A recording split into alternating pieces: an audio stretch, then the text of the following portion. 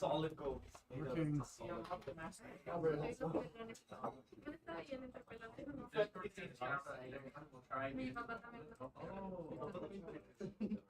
Yeah, I think this. When after you showed the thing about internal, I got internal. It's pretty good. Oh yeah, nice. I still haven't picked it up. Did you return it in 2 hours? No, it's real. What? That's the wrong link. 1 sec. Yeah. No,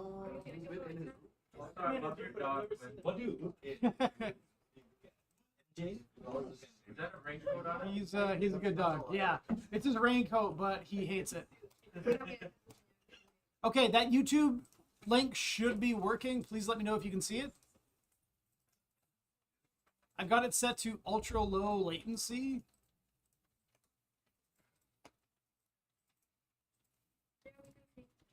Okay, how's the quality? Okay. Might be framing, but I think it's Argentine. Wait, are you moving anything? Let's try. Wait, the YouTube stream isn't. Yeah, it's delayed. Yeah, it's delayed. I've got it as low as possible, but they still have latency. Like 2 second delay. Yeah. All right. Discord should still be working too for those that can get on. Discord's been real wonky for the last couple weeks. I got to use Discord in a couple of weeks. Gotta get that bonus. Okay, but we'll get started for today. So we are going to continue where we left off partway through our class last week. Hopefully we'll make it through the entire class with the internet intact this time. Last week we had started working with shaders in Unity. So we had created a bitrate, blah, blah, blah, blah. Interesting. We started working with shaders. We had set up our kind of first shader, and we were playing around with getting it applied to an object in the scene. So hopefully everyone is at this point where they have a sphere in their scene and they have a material applied to it using our custom shader. If we want to test out to see if this is working correctly, we can go to this file we created, my first shader, which should be inside the shaders folder. I'm going to double click that to open up our shader editor window. Now remember, when I demonstrated the last class, I kind of like to move my camera over so I can kind of see whatever I'm working on in the side of my scene view here. So when I open up my shader editor, I can open it up. And then remember, we can undock it by grabbing it and pulling it. And I can do this. So I can see both my view in the scene here and my shader graph at the same time. So we had kind of just opened this last class, I think, when everything went down. What we're looking at here in the graph, just to go over it again, in the top left, we have, you can see this little box that says my first shader, or whatever the name of your shader is. That's called our blackboard. That's where we can configure all of our inputs to tune whatever's going into our shader. Yeah. How do we open this again? So find your my first shader file. Yeah. And double click it. Oh, the one below it. Yes. Okay. So the one you'll see here with the little circle, this is a material. The thing down here is the actual shader itself. There are actually, I guess I should mention, there are a few different ways of opening this up. So if you double click the shader, it's going to open up the editor. If you go to the material itself, you can see up at the top the drop down where you select the shader. You can click on edit. That will also open up the shader editor. If you click on an object using that material, for instance, my sphere, and look down on the bottom, I've got material information. I can also click the edit button here. And again, it's going to open up the shader editor so I can edit my shader. So there's a few different ways of opening that up. Okay, so we've got our blackboard in the top left. That's all of our inputs. So that can be colors, textures, sliders, or different effects, whatever we need. Over in the top right is the graph inspector, which works kind of like the inspector in Unity, but it applies just to stuff within our shader graph window here. We have two different tabs up at the top of our graph inspector. We have the graph settings, which is like overall settings for the graph. We want to change how it's rendering. And then the other button, node settings, is specific to whatever node we're clicking on. Down on the bottom right, we have our main preview of whatever shader we're working on. This is going to apply it by default to a sphere. If you right click on this preview, you can change it to different shapes just to see how it looks. You can even go custom mesh and select, probably find Yoda in here. And he disappeared. Okay, great. So I'm not a big fan of this menu. I find it often doesn't render things quite the way I want, especially when it comes to your environmental lighting and all the other stuff, post-processing happening in your scene. This little preview doesn't give you a great indication of what your shader actually looks like. So a lot of the time I kind of ignore it. I shrink it, just leave it down in the corner. And I prefer to look at how things look actually in my scene view here. Okay. So looking at the rest of our graph, we have the actual main graph window. If we middle click, we can drag around. These graphs can end up very big. We're going to be going kind of slow at the start, plugging in a few different things, but eventually our graphs are going to grow quite large and they'll have a lot of detail in them. We have two different sections here. We have the vertex and the fragment shader. So these are two different, essentially, functions within the same shader program. They do different things. So on top, we have the vertex part of our shader. We're not going to use this quite as much. We will play with a little bit, but this allows us to do different sort of vertex offset or animation in our shader. This allows us to do all sorts of weird stuff like having waves move up and down. You can have objects pulse or grow. I've seen some cool examples of people doing like anime style like sphere frames in their animation. So they actually feed character velocity information to their material. And when the character does like a dash, they actually stretch the character for that dash duration and then shrink them back where they ended up. It looks really cool. You can do a lot of crazy stuff with this vertex part. So you can change the positions, the normals, and the tangents of the mesh to also change how the lighting looks. Down below, we have the fragment section, which is where we're going to be working most. And the fragment here, when the computer is rendering our mesh with our material on it, each little pixel on our screen is going to be one fragment. So this is going through every little pixel representing what we can see of that mesh on the screen and doing all the math we connect to it to render it correctly. Now, out of the box, it's going to have a bunch of different default values for all this stuff plugged in. We can see we have the base color. If we go and click on this, we can change this to be whatever we want. For instance, I can make it red. And if you want to update our mesh in the scene, I can click on the Save Asset button in the top left. We'll see our shader recompile, and now our sphere is red. Now there's some other sliders here. Some other really important things in our shader that are part of our physically based rendering pipeline are our metallic and our smoothness. These things are really important. So these describe what kind of material and how smooth it is to the engine. Now, different rendering systems might have slightly different values it uses here. So a good example in Unreal, you have metallic still, but instead of smoothness, you have roughness. These are just basically inverted values. So something that is very rough is going to be low smooth. Things that are high smoothness are going to be low roughness. So we can kind of flip back and forth between the two. Most systems use metallic and roughness. Unity is a bit of an oddball, using smoothness instead. If we want to see what this stuff looks like, we can see the default value here of smoothness is 0.5. And our metallic is 0. So if I want to make a very shiny, smooth sphere, I'm going to change my smoothness to something like 0.95, almost 1. I'll hit Save Asset again. And now we can see reflections on that sphere. So all I adjusted here was my smoothness. So high smoothness and low metallic create sort of like a plasticky look. It's good for like toys and like superhero figures. Any sort of surface with like a thick coat of paint on it, that's going to have these kind of values. If you want to make something look metallic, we can change our metallic value up to 1, and I'll save again. Now, smoothness is interesting versus metallic. So smoothness can be any value between 0 and 1. Roughness is the same, any value between 0 and 1.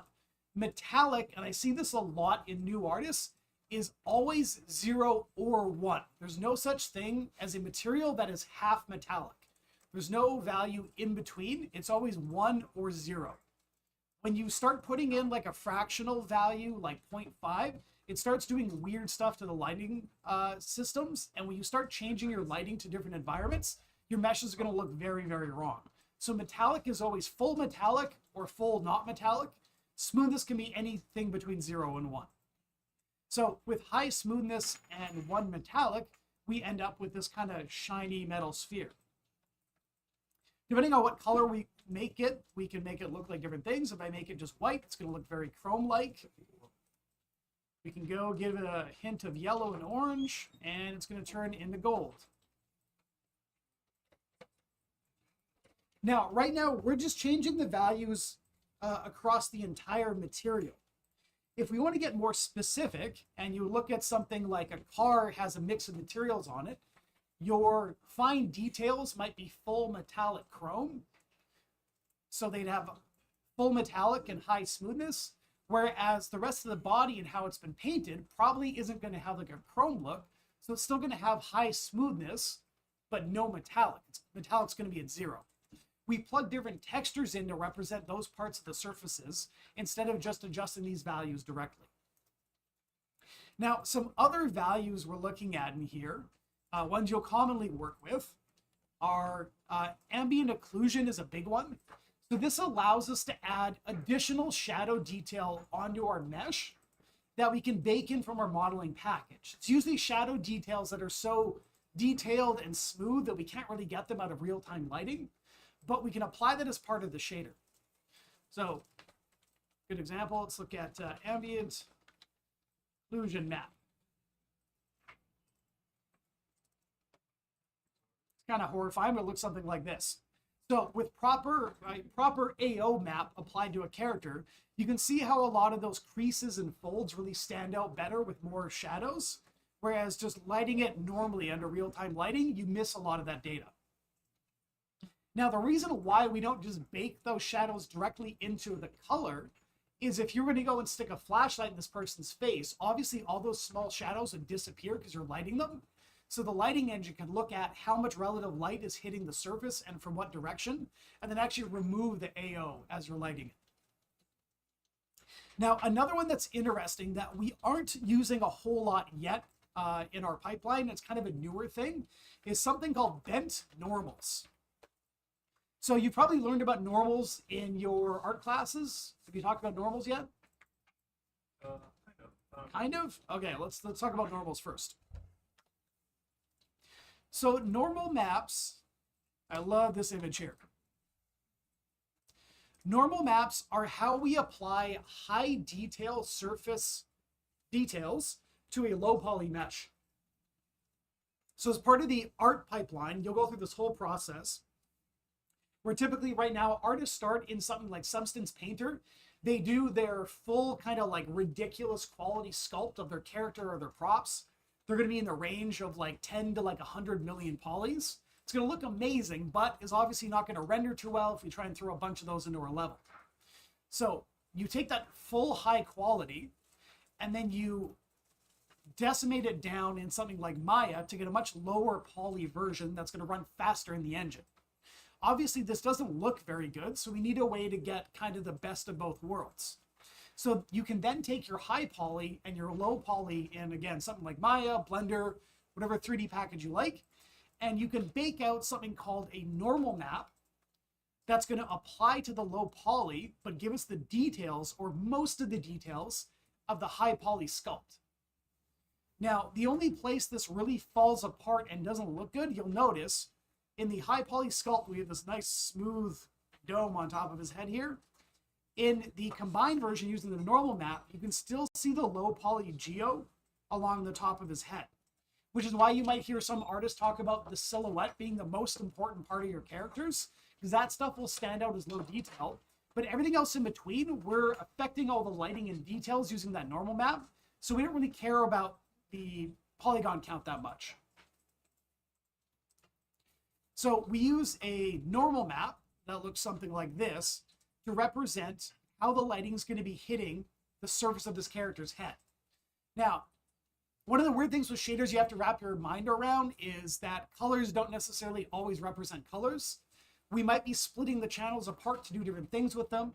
Or in the case of a normal map like this, we're using those colors, red, green, and blue, to represent X, Y, and Z for direction. So we're using that direction with our lighting engine to figure out how the shadows should be rendered on the character. Now, another thing they have, as I was mentioning, that's kind of newer, is something called bent normals. You can find a good example of it here. I think Unreal's documentation does a good job of this. Yes. So bent normals are another kind of map you can produce that can give additional detail to that ambient occlusion I was talking about that we can't get out of everything else. So a good example here is with the non-bent normals, we can see there's a lot of lighting underneath the character's neck, and all these small crevices and folds in the character are still very much lit.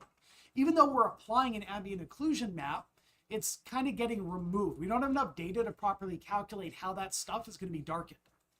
The bent normal map can give additional occlusion data. So all these areas that are kind of covered by the rest of the character, we can feed that into the system, use that with our occlusion map to make sure those areas are properly dark. So it helps eliminate a lot of that weird kind of extra light rimming you'll see on a lot of these surfaces.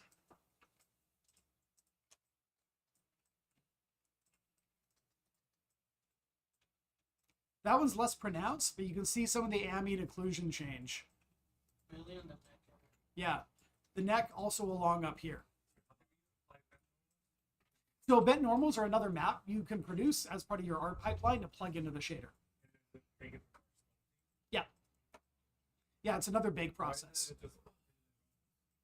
It's representing a different direction. It's basically two different maps that represent different directions on the surface.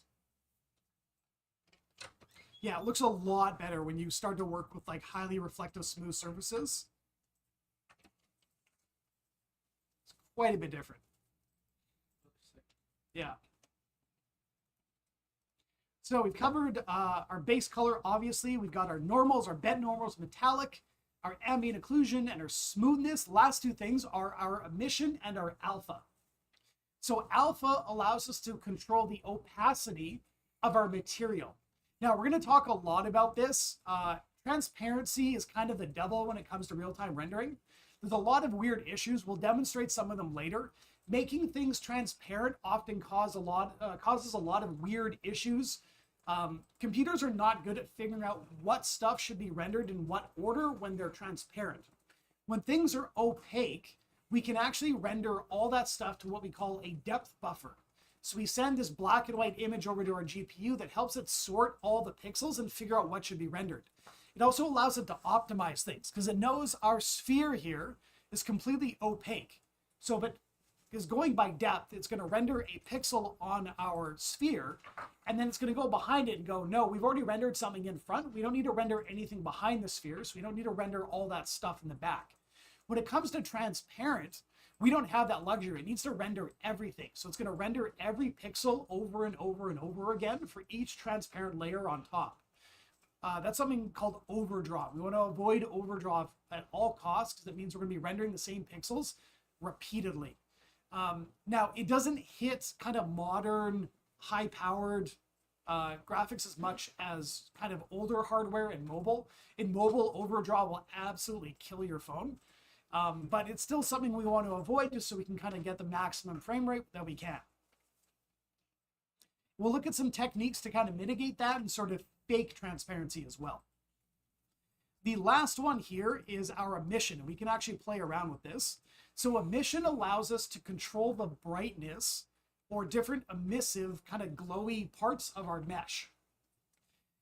To use emission, if we just change the color, it's not going to work.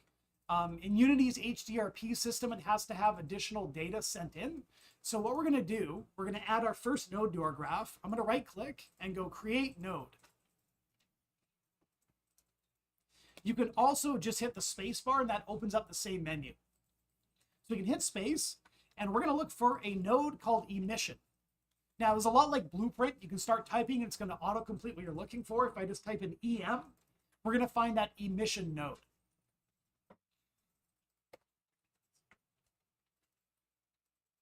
And I'm going to plug this into my emission.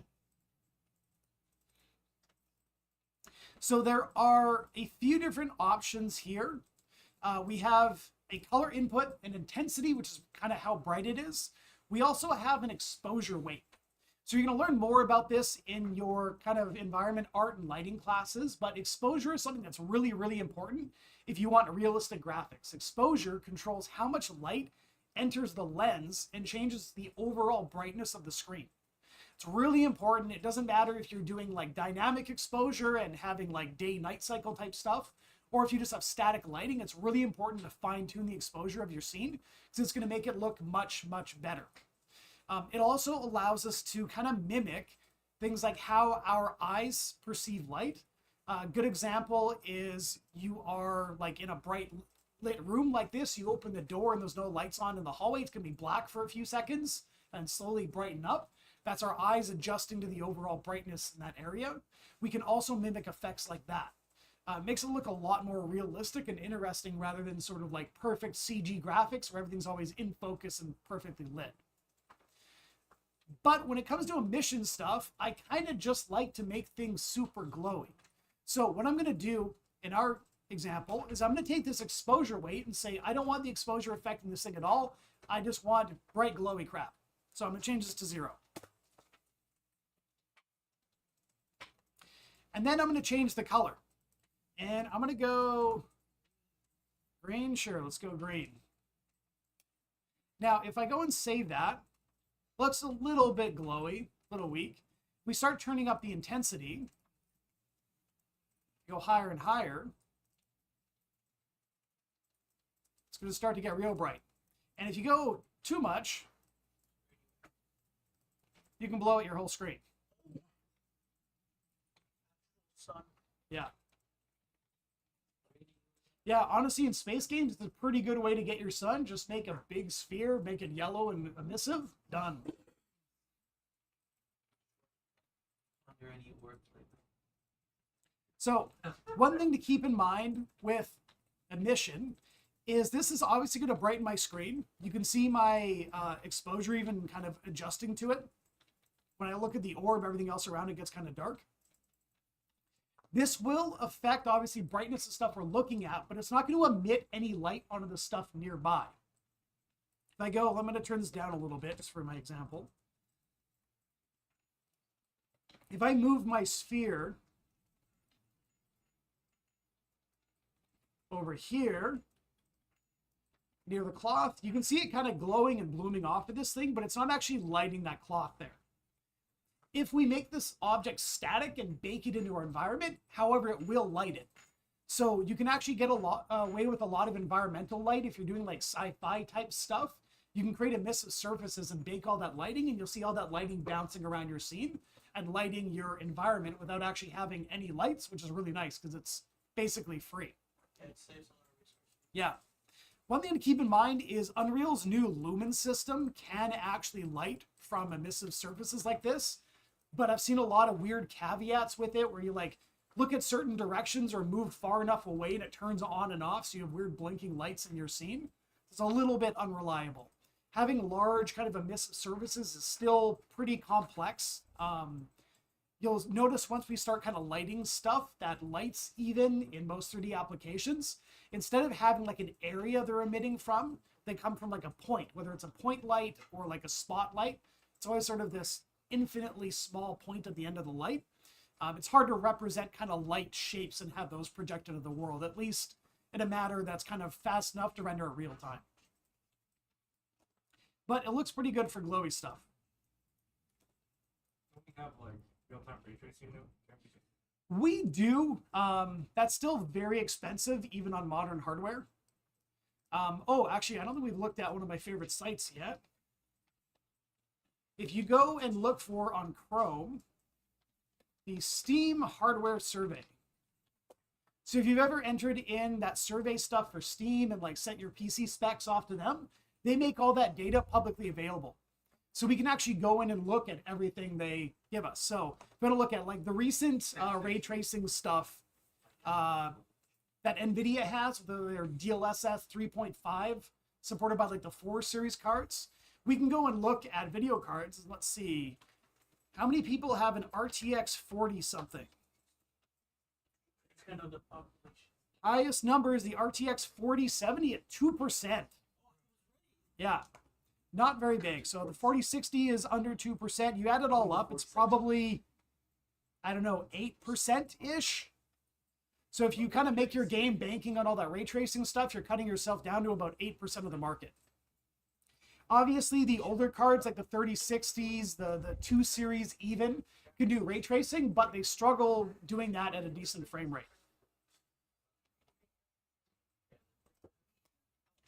So many people have about 36. Yeah, 3060 is very popular, which actually is kind of good. It's very similar to the cards we have in these PCs here, performance-wise. I keep hearing people have the 1080s. So, Yeah, 1080 is still not bad. Well, 1060 is still the 4th highest used card. Yeah. I thought it was going to be the highest. 1080 is way down here now. It's dropped a lot. Yeah. Everybody's finally upgrading. Yeah. And if you're unlucky like me and bought your card during lockdown and couldn't afford an NVIDIA card, I have the 6900, which is at 0.18%. No. As a Radeon user, I would never recommend a Radeon video card. Drivers? The drivers are really bad. I've had so many problems with the drivers. The biggest one was for a long time, I couldn't figure out why Git was slow on my machine. And it turns out it was the dumbass Radeon software was thinking the git.exe was Predator Hunting Grounds, a game no one has played. And it was inserting all its FPX or FPS and like metrics hooks into Git and slowing it down. So I had to write like a batch script that would run every time my computer booted up, because you can't turn any of that off. Every time my computer booted up, it would run this batch script and crash the Radeon software, so it wouldn't do that anymore. Yeah, it's really dumb. You have to kill it on site. Yeah, that was like a game I never had installed on my PC ever. I only noticed it because I opened up the software at one point, and it was like, you're playing Predator Hunting Grounds. Well, I had like Git open, and I was like, no, I am not. So yeah, having the majority of games kind of running ray tracing stuff is still a long way off. A big thing holding it back right now as well is the Switch is the only console currently using NVIDIA hardware. Both the PS5 and whatever the latest Xbox is called is running on AMD. And AMD cards don't support DLSS and all that fancy ray tracing stuff. So it's going to be a while until that. There are some other techniques. AMD has their own system called FSR that's similar to DLSS, but it's not quite as good. Intel also has their own, Unreal has their own version of it as well. What we're talking about here is actually worth bringing up because it messes up shaders occasionally, but this DLSS and other similar technologies are these super sampling or upscaling systems. So what they do is offer performance increases by allowing you to render your game at a much lower resolution before upscaling it and actually showing it to the user. So a lot of the time what they'll do for ray tracing stuff is ray tracing at 4K is insanely expensive. So they'll ray trace at 1080p and then using something like DLSS, they'll scale it up to 4K. And it uses a whole bunch of fancy AI-driven stuff where it actually analyzes multiple frames and puts them together to give you the final image. The most recent versions, they've gone through DLSS 2, 3, and now 3.5. They have extra tech to basically make ray tracing look better. They also have something called frame generation, which I see a lot of arguing about online, where instead of now running at 1080p 60 FPS and scaling it up to 4K 60 FPS, you can do stuff like ray trace it at 1080p 30 FPS. It'll upscale it to 4K and then insert extra frames to reach 60 FPS. This introduced a whole bunch of input lag, so they then added the, what do they call it? It's like NVIDIA True Reflex or something like that, that apparently lowers the input lag. I've still heard it's there and doesn't feel great, but basically allows you to squeeze out a lot more performance of your games. But the disadvantage of this stuff is the latest DLSS 3.5 with all that tech is only available on those 40 series cards that we looked at that had like 8% of market share, so it's still very uncommon. People block They do, yes. Yeah, a lot of games have had it hacked in. It's basically just like another layer that goes into the rendering pipeline, so it's possible to add it. Unreal and Unity both support DLSS and FSR from AMD. I think they also support Intel's XeSS. And then Unreal has their own version called TSR. There's a lot of different options when it comes to Unreal. I've actually heard in Unreal 5, the support from DLSS and other tech isn't quite as good because they're really pushing their own version. But anyway, going back to shaders and why that kind of relates, I've seen a lot of people with problems turning things like DLSS on, and then when they're doing any sort of post-processing shaders or other effects, they try and read the screen resolution into their shader to do some sort of effect. And, you know, God help you if you're trying to figure out what stage of rendering you're in and what resolution you're at, if the game is literally rendering at different resolutions at different times. So it causes a lot of chaos.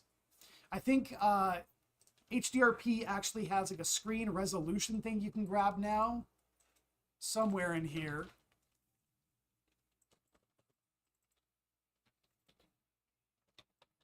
So you can actually get some of that information into your shader to kind of compensate for it.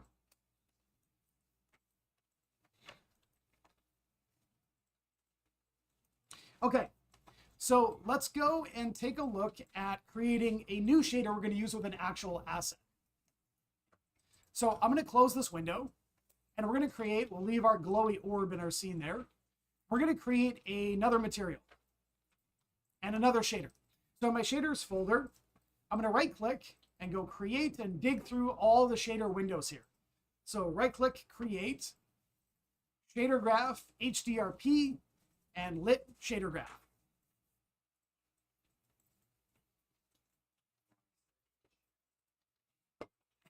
Not quite.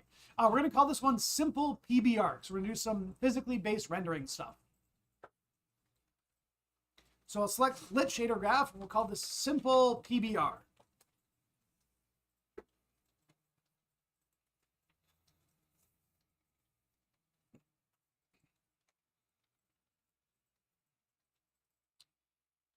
Now we've created the shader. How do we create a material from the shader? Does anyone remember? Right click. Yeah, we can right click and go create and select material.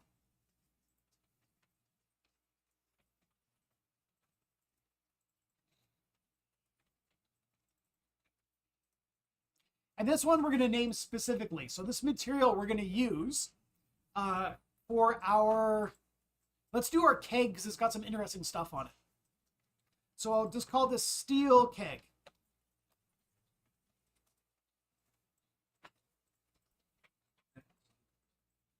Yeah, you might see some people doing like Nat Steel Keg or like M underscore, this kind of stuff.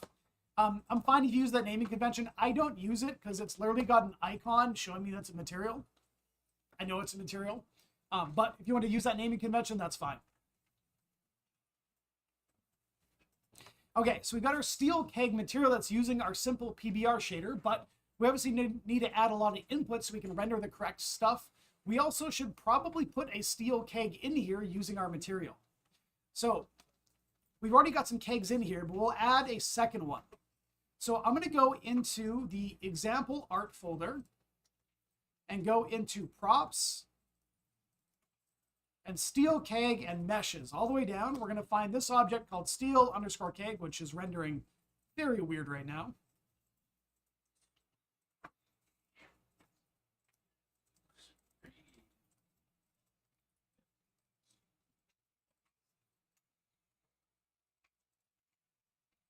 Once we find it, I'm just going to drag that steel keg into my scene. Now, it's already using a material, but we'll add our own to it.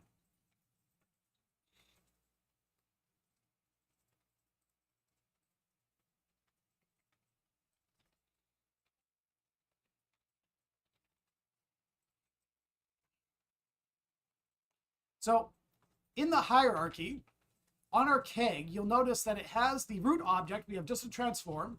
And underneath it, we have 4 objects. So this keg is actually split into a few different pieces.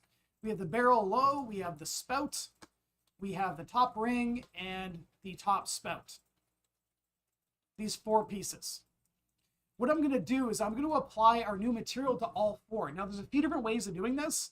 Easiest way, as we've done before, is once we have our keg in the scene, I'm going to go back to my shaders folder, and I'm just going to drag my steel keg material onto those pieces.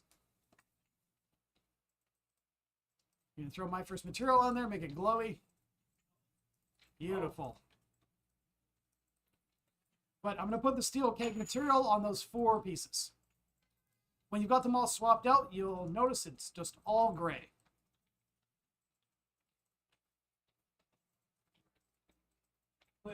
Yeah. What happens if you can't see all like the light rays and the shaders like acting with the missives and all that stuff in your scene? Oh, so if you're not seeing that stuff in the scene view, you might have some of that turned off. There's this button here, kind of looks like a couple layers stacked on top of each other with a plus button. Click on that and make sure you have, basically just turn on everything here. Did you save? Did you save it? Double check that your lighting button here is turned on. Is that it? Yep. Yeah. Yeah, if you turn it on or off, you might notice it recompile shaders. Turning off lighting can be useful while you're doing like level design stuff and set dressing and moving things around. If you're in like a dark horror area, obviously you want to be able to see stuff. So it can be useful to turn that stuff on and off. Okay. All right, so we've got our new material added to our keg. What we're going to do first is get some color on here. So I'm going to double click my simple PBR shader and drag it out again so I can get my view here. I can see my keg and my shader.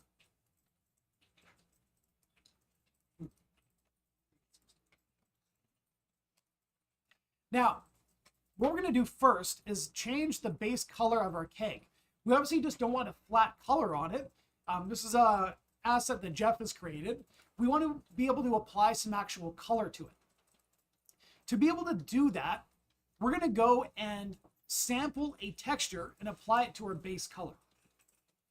What we're going to do to start with is we're going to add a new texture input. So up in the top left in our simple PBR blackboard here, I'm going to click the plus button and go down to Texture 2D. So that's just the plus button right here. And go down to Texture 2D. That's going to add a Texture 2D input. Now it specifies 2D because you'll notice there's also Texture 3D, which starts to get really weird, where you can actually take a single texture, sort of treating it like a sprite sheet of tiles and stack them on top of each other. We can do stuff like use that to represent volumetric shapes. But for today, we're just using Texture 2D. And I'm going to go and call this base color.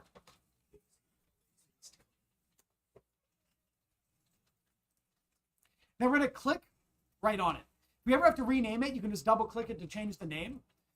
One thing to keep in mind, if you're going to be creating a shader that a programmer is going to be working with later and they want to programmatically change some of these values, make sure you pay attention to what this reference value is. Through code, you can get the material and then set a value. So you can say set texture 2D and set the base color to something else. But it uses this reference name instead of this actual name here. So remember that? I've seen a few programmers pulling their hair out trying to get this working because they keep using this name here. You want to use this reference. What does Control Z do? In Shader Graph? Yeah. I don't know, what was the last thing you did? No, because it's putting texture 2D asset thing. I have no idea. Okay.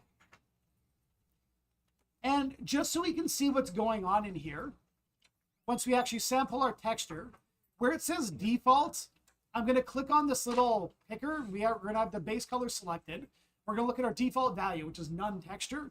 I'm going to hit the little picker button, and I'm going to look for, if you actually just search for keg, we'll find all of its textures. We're going to want to look for this one, this steel keg base color opacity.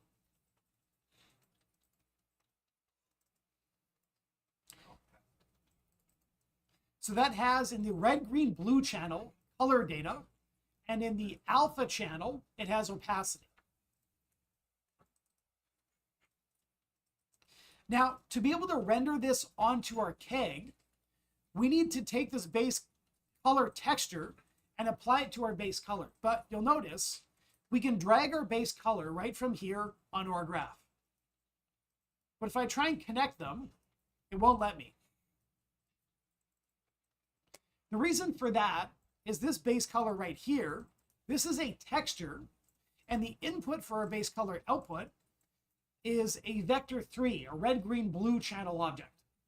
So we need to take it from a texture and output it in a way we can use it with our base color. To do that, we have to sample it.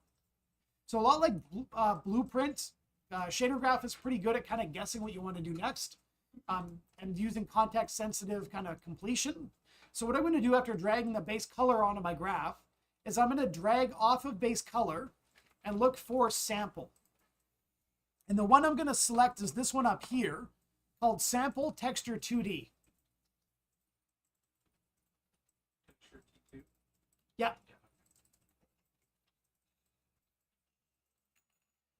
So what sampling does is it takes our texture, which is 2D, and it uses it along with the UV set you create in your art package to figure out where that texture map should actually be sampled and placed onto the mesh. Once we've sampled it, you can see it has our texture input and our UV input. We can take the combined output, the red, green, blue alpha, this one right here. We can plug that into our base color. Then we can hit Save Asset.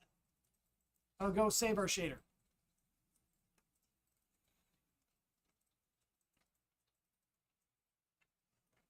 Now, if you're not seeing the texture on your keg in your scene view like I am, you can see mine's still gray.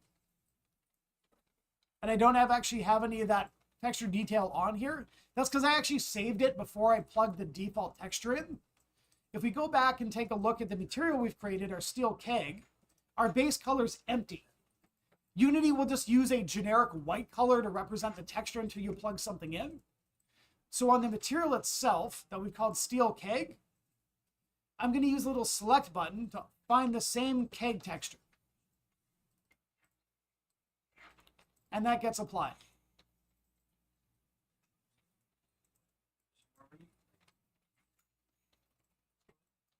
So I went to the actual material itself, and you'll see the base color should have, the base color input we've added should be available in the inspector. You can go plug your base color for the keg into there. If it's not appearing, make sure you click Save Asset in Shader Graph.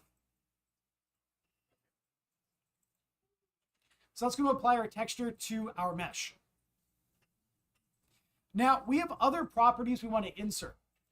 We have a normal map that's going to help get all the lighting correct on the edges. It's going to help smooth out seams like this. You can see there's like a seam on the back of the mesh. It's also going to add some more kind of lighting detail all over the surface. We also have our mask map that's going to control where things are rough and smooth, where we have metallic parts. It's going to have ambient occlusion built in, a bunch of stuff. So we need to apply all of that.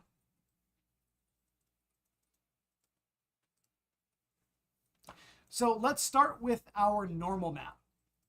I'm going to do pretty much similar process that we did before to get our normal map plugged in here. So we're going to add a new texture 2D input. You click on the plus button and go down to texture 2D. This one I'm going to call normal map.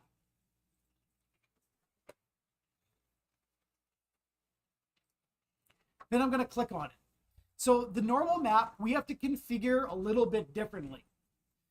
You'll notice underneath the other things we set up before, there is a mode on our textures.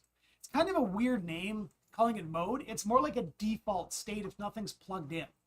So with normal color textures, it just changes it to white. We can also say black or gray, few different options. For our normal map, we want our default mode here to be set to normal map. So if we don't have anything plugged in, it's not going to mess with the normals of our mesh. It's just going to make everything look kind of flat, which is the way it looks anyway, so we won't have any changes. For the default value, I'm going to plug in the keg's normal map instead of the color texture. So I'm going to click on the same little selector button here and look for keg and select this one. You'll start to recognize normal maps. They all kind of have that same bluey purple color to them, which is because we typically have varying red and green on these normal maps, but the blue is usually kind of pointing out for surface. So we end up with a very, very blue color. So I'll select the steel keg normal. You'll also notice something that's worth bringing up. This file is actually called normal DX. So different software can interpret normal maps in different ways. The two most common ways are either the DirectX method or the OpenGL method. And they're just kind of upside down from each other. Good example here. The normal map, DirectX versus OpenGL.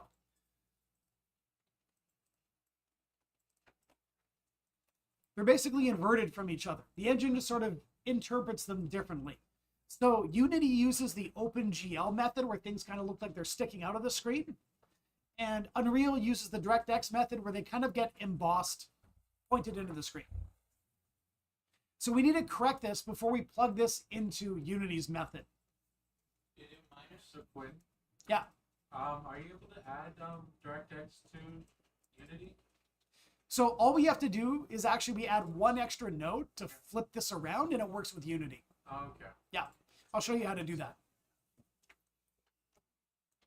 So we're going to sample our normal map in the same way that we did our base color. I'm going to drag the normal map onto my graph.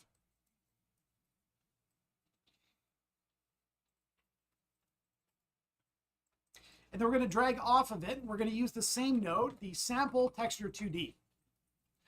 It's actually kind of funny. The reason why Unity uses OpenGL under the hood is, oh, we're getting an emergency alert.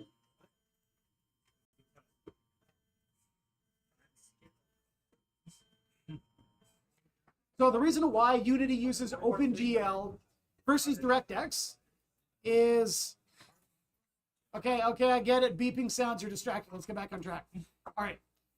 So the reason why Unity uses OpenGL versus DirectX is Unity actually uses DirectX for all rendering now, but way back in the day they used OpenGL, and some of the stuff under the hood is kind of set up for that, and they've never really corrected it. So we'll set up our sample, and you'll notice things look real wonky. It's taking our kind of purpley blue normal map and making it pink. To make sure this is sampled and interpreted correctly in a way we can use it as a normal map, on the sample texture 2D, I'm going to change the type from default to normal. We get that. So here, our blue is representing a pixel pointing out of the surface, and then our red and green represent it pointing different directions, left, right, and up and down.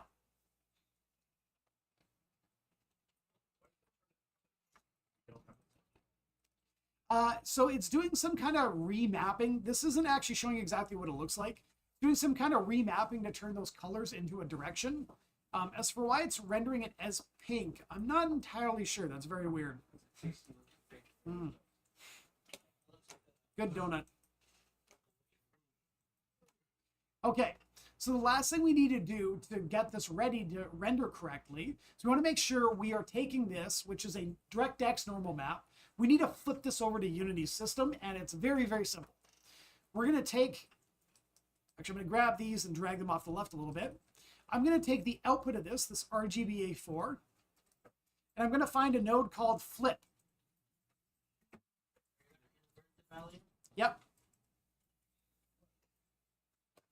We're going to add a flip node, and all we're going to do is go flip green. We can see how it kind of goes from that embossed look where things are kind of sticking in. Flipping it kind of flips it around so those bits look like they're sticking out.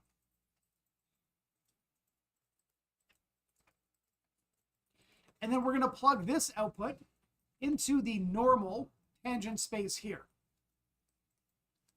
It'll look just like this.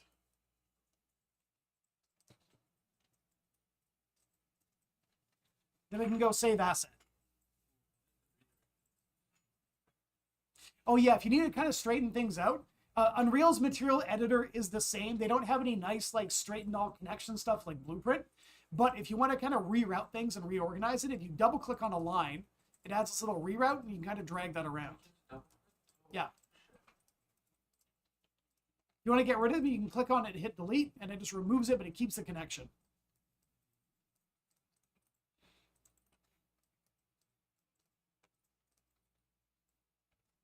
Okay, so we've got our normal map plugged in.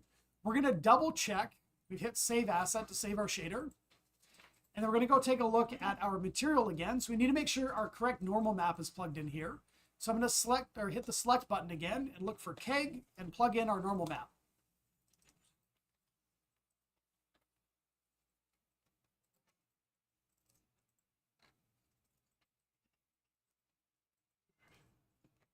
And the difference isn't going to be huge, but if you look along a lot of the edges,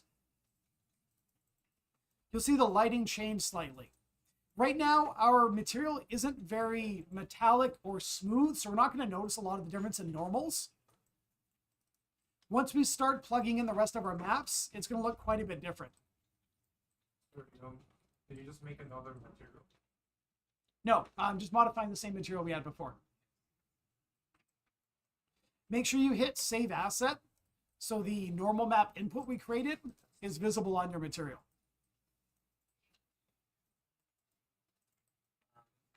In your I'll leave both these open. It's 1:59. Let's take a break. We'll start again at 10 after 2, and I'll just come around really quick just to make sure everyone's caught up.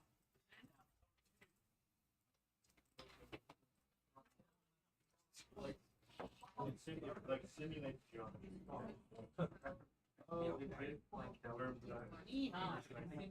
Because he was doing it, and I was like,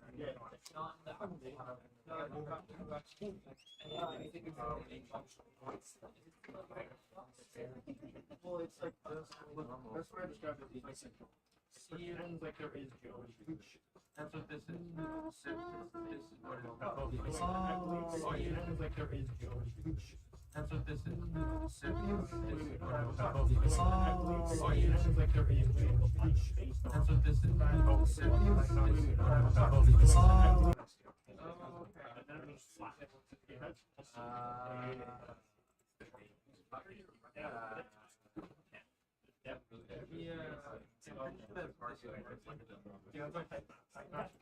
Oh, Yeah, high maps are different. High maps, yeah, you do stuff like that. High maps always have, like, they don't represent a direction, just really. So how are we going to do an example of the map? I guess I got these mixed up. Portugal, after I got this one. So I mean, that's using both. Yeah. But normal maps will change the surface detail without actually making surface extrude. Which is height maps with other kind of specific techniques are actually that. Okay.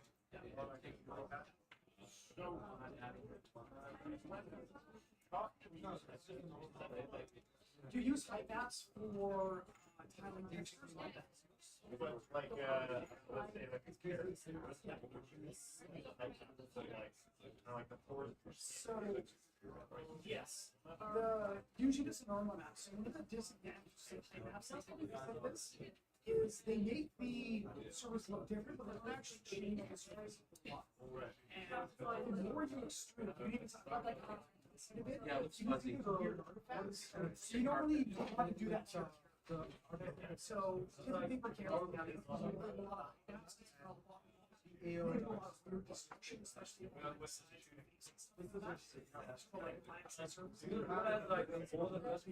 height maps are usually used for textures. Used on so you can also use a height map in 2 different terrain layers. So whatever I think we were doing that last turn. yeah.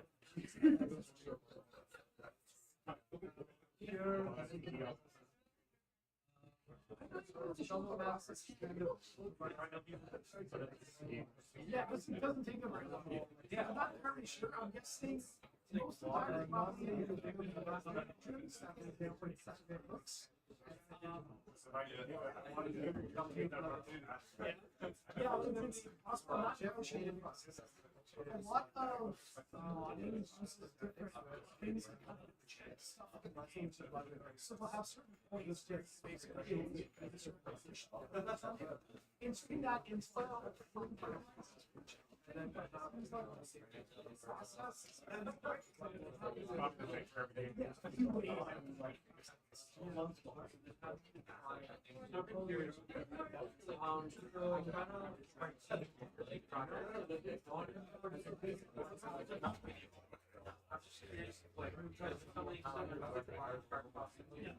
I was curious, like, just like sit down and like, I just wanted it's definitely challenging. We don't have a lot of progress games. I'd love to see these guys. Yeah. But it's already but not having getting vehicles feeling as good is a lot harder than it seems. The two big things there are making sure the vehicles feel like vehicles. The other tricky part is for racing and picking the kind of yeah. you spend a lot of time. But it will definitely do it. I just wouldn't have for anything.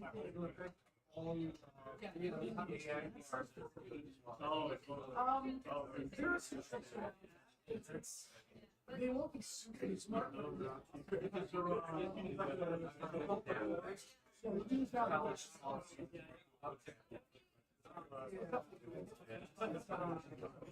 Something like that.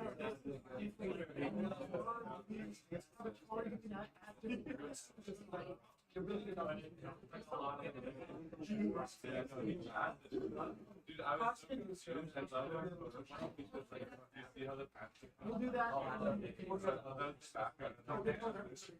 oh, okay. So that's okay.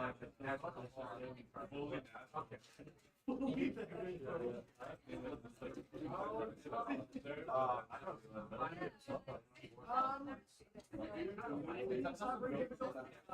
Usually, like it's my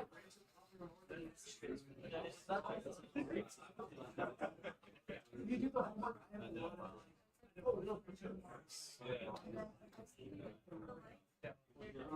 So I'm gonna switch out. Yeah, because I don't have enough knowledge for a character. Like, I'm gonna just sit there, just 5 minutes and do this, but we're gonna level 10 up. Yeah, that's a good one. I would definitely recommend like it's definitely a class. Education.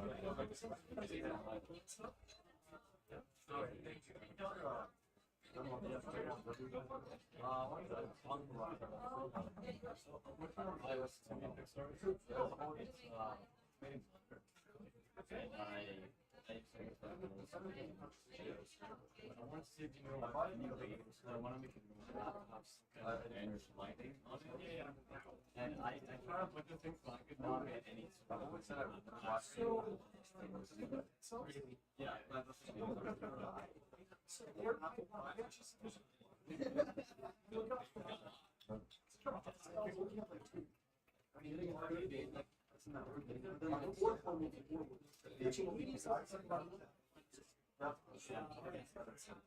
so dead cells is one of these things. And a 3D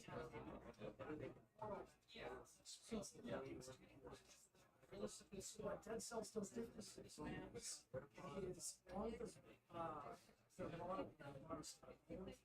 all the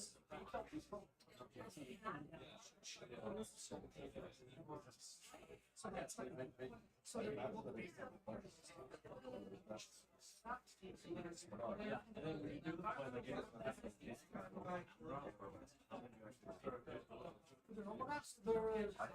that's actually professional.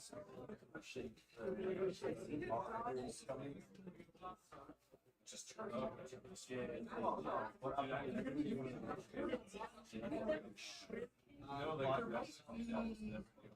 you might be able to do it. You're going to money out of my directions. Sorry. yeah, the normal direction, but I don't like it. There's also stuff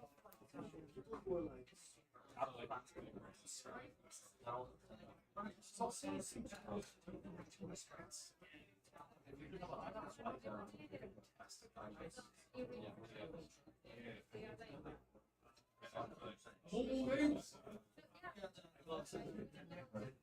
But I still like it.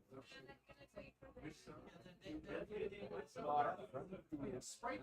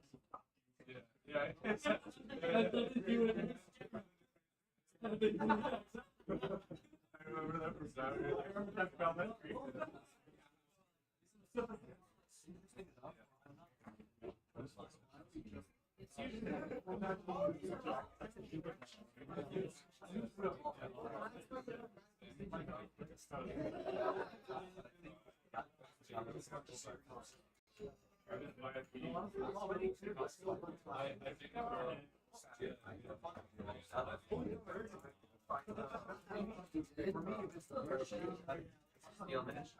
Yeah. And steel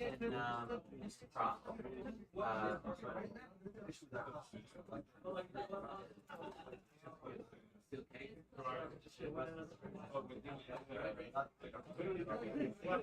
That's the texture I agree with. If you drag it in the steam, not the game, but the action. Oh, it's kind of like a side. Slash ice. Have you tried the What's the problem with 8 is nice. It can be 10, like in that case. But simple PPR? 4, 6, 8. Oh, it's like that cell. Riley. I think it's more sensitive. So make a workshop.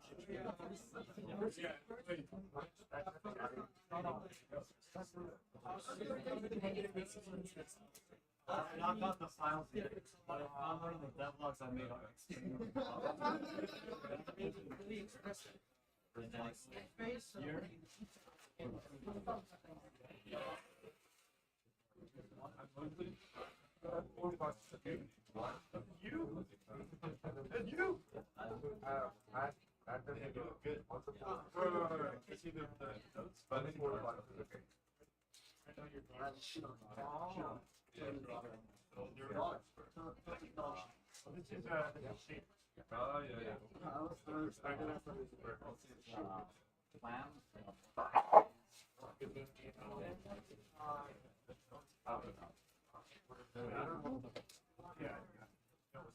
Yeah, I need to get the files.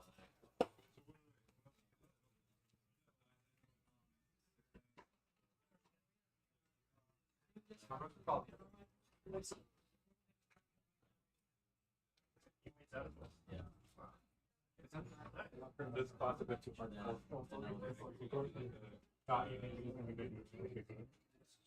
So then we learning a little bit. It's trying to get you ready for the project. I feel like we're just cracking the three. We won't remember which part.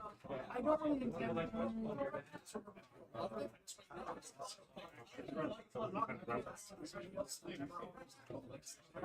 try to do this from scratch.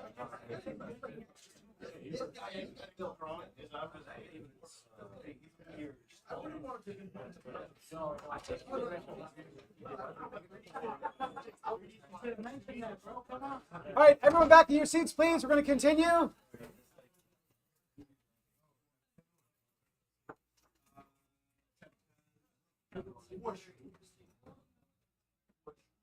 Sure, yeah, sure. Take a time.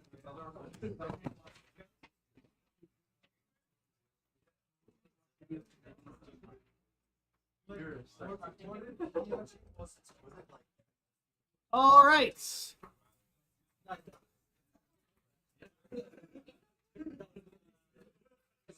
All right, quiet down, please. We're continuing. All right, next up, we are going to be adding some additional detail to the surface of our keg. So we've added our base color and our normal map. We need to start plugging in some other detail maps now. So the last one we're going to be doing is a bit weird. It is a bunch of different maps all plugged into the same texture. We do that for performance reasons. It's expensive to load a whole bunch of textures onto the GPU. So the more we can pack into a single texture, the better.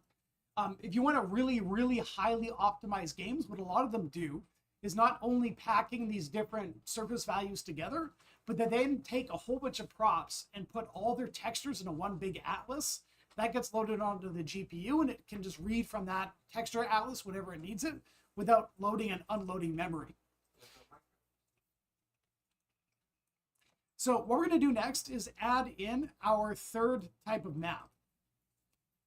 So I'm going to add in, to the top left, we're going to add in a new texture input. I'm going to click on the plus button and go down to Texture 2D.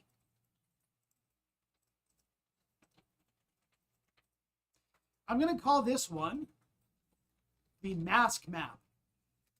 And in parentheses, I'm going to put in EM, RO, AO, ME.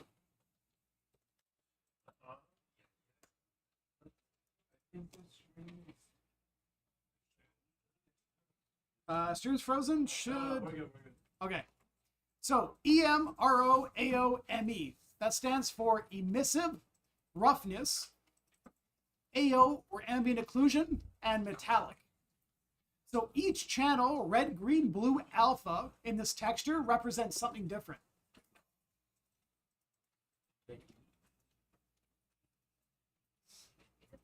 Can you say what they mean again? So it's EM is emissive, RO is roughness, AO is ambient occlusion, and ME is metallic or metalness. You'll see kind of both used. You'll see a few different terms kind of used interchangeably. Emissive and emission are also the same thing. Let's get a question. Yeah. Do you have a definition for metallic? For metallic is basically if the surface is a metal or not. So that was the value I was talking about. There's no gray area there. It's always 0 or 1, metallic or not. It's really just asking a question. Yeah. Yeah. So just a true false. And things like metal that's been painted, often not metallic anymore. Like if it's thick paint, if it's like a thin coat or tinted metal, then it'll still be metallic. Like a hydrant. Like a what? Like a hydrant. Yes. Painted. Yeah. But might still have metal bits sticking out. Okay, so we have this crazy texture. Let's go click on it. And just so we can see what it looks like in the different values, I'm going to go click on it. And for the default, I'm going to use the little picker and search for keg and select our last texture, this weird blue-greeny looking one.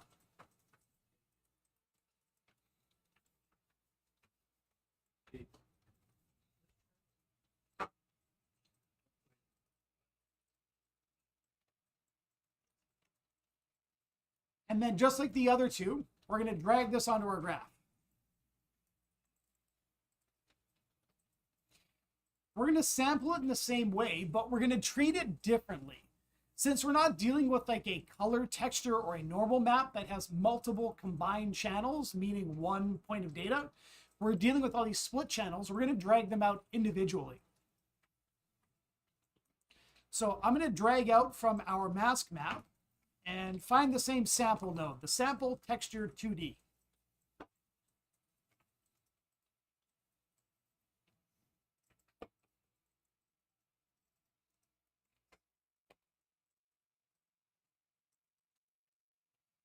And it looks real weird, but remember, each channel here represents a different point of data.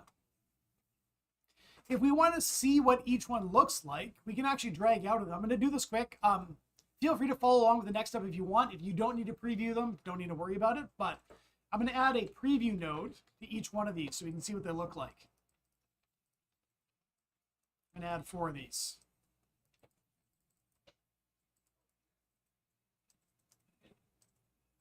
So rather than thinking about this as a color texture, we're looking at this as 4 different values kind of all packed together. So we have first, remember, our emissive. So this represents any sort of emissive area on the keg. It has this like radioactive warning symbol we can make glow. That's what we're seeing here. Quinn, Yeah. how did you pull up the preview node? So you just drag out Yeah. and look for preview. Yeah. Preview doesn't change it at all. It literally just shows you what you're looking at. The next value is our roughness. So anywhere that is white or lighter is going to be more rough. The darker areas are going to be less rough. We can see there's no like pure white or pure black areas. This is sort of like a scuffed up metal drum. So it's sort of mostly sort of mid values. So it's like a graphical way of showing 0 to 1. Yeah, exactly. The third one is our ambient occlusion. So remember, this is all that additional shadow detail. So you'll see this one often looks kind of blurry compared to the other ones, where we're adding in sort of dark areas to our geometry. You can see a lot of it's white here, but you can see these lines. This is where the bands are on our keg. So we're adding in additional shadows there. The last one is our metallic. You notice here there's no gray. It's either black or white. So this represents what parts of our keg are metallic and what parts are not metallic. Now, what's interesting here is that there are a lot of areas that are not metallic, which we'd expect a metal drum just to be metallic all over. But where we have like scuff marks or stuff painted on, we'll often reduce that metallic value. So we have sort of areas that have been like carved out and chunked out. We're seeing like the surface underneath the metal where it's not metal anymore. Or if you have like dirt patches or anything else on the metal, obviously not metallic there. Yeah. Where do we draw or adjust these images? So this stuff all comes from Substance Painter. So you'll be learning that as part of the art stream where you take an actual, so you're gonna be going through the full process of sculpting in ZBrush, then creating your, from there you can go and create your low poly, bake out your normal map, and then you'll paint all your materials onto it. So yeah, all the stuff will come from Substance. And unlike stuff, so back when I was a student learning art, we were like in Photoshop. We'd create like a UV set and we'd go in and paint on the UV set. It was miserable. Yeah, terrible. In Substance, you actually get your mesh and you can do all sorts of crazy stuff in there. One of the games I worked on, we had sort of, it was a Warhammer game. So we're working on the orcs. They have the big like metal suits they wear. And so our artists were going in and adding in all the like chunks missing and debris and like worn out pieces. They loaded those characters into Substance, and there's actually a tool that's basically like a sandblaster, and you just point it at the mesh and spray. And it actually hits all the extruding bits and like folds and actually wears them out so you can apply different materials there. It's really cool. It's very, very fancy. Okay, so from here, we're going to go and just for demonstration purposes, I'm going to delete all the preview channels. Kind of already know what these look like. And we're going to plug these in. But we're going to have to make changes a little bit. So emissive, we're going to come back and do that later to add some glowy bits. We're going to skip to our roughness.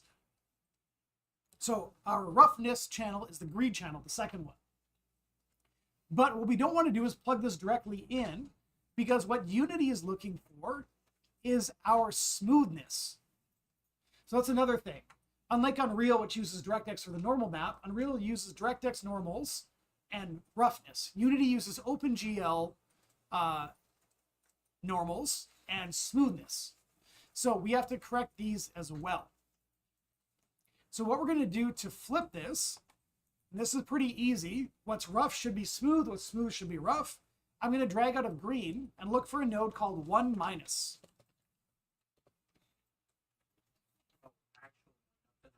Yes, type out, yeah, O-N-E.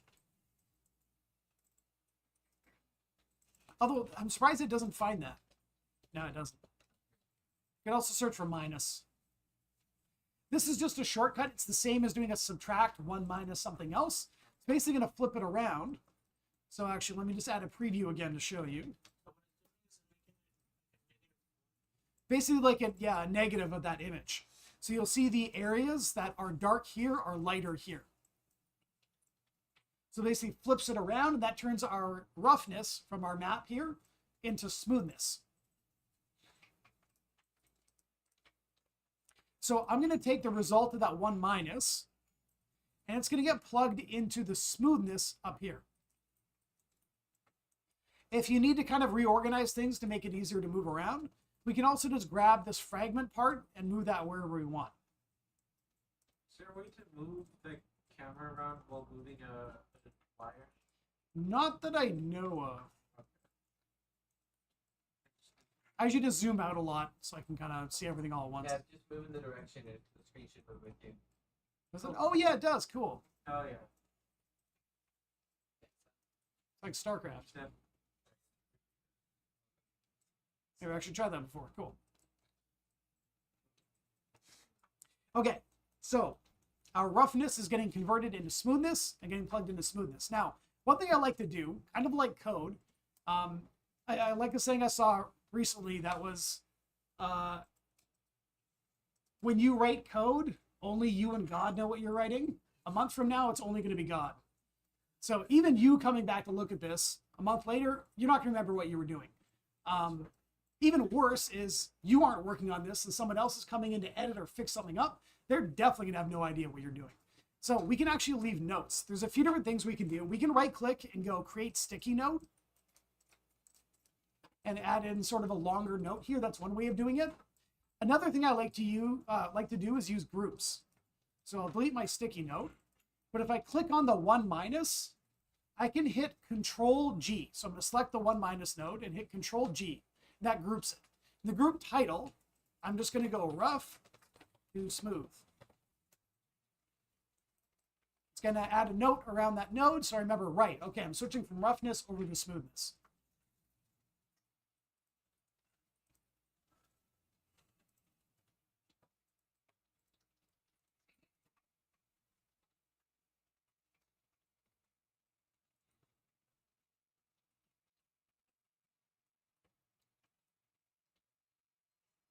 Now, the next value is our ambient occlusion.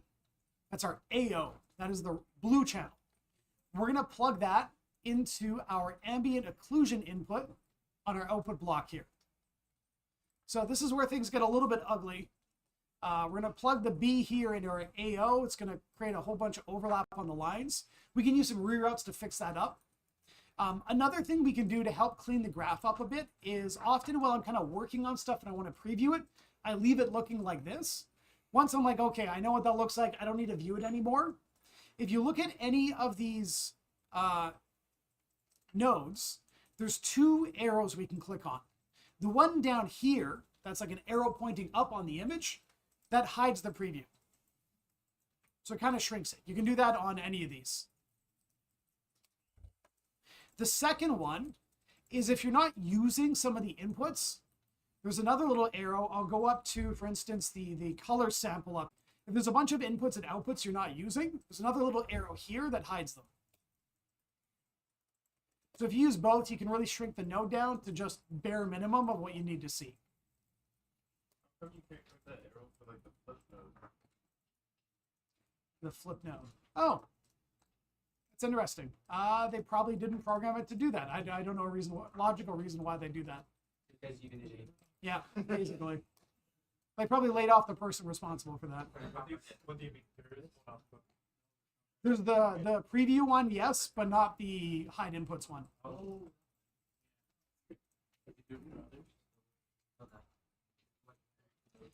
Okay, so now we've shrunk our rough smooth a little bit. We can make this look nicer.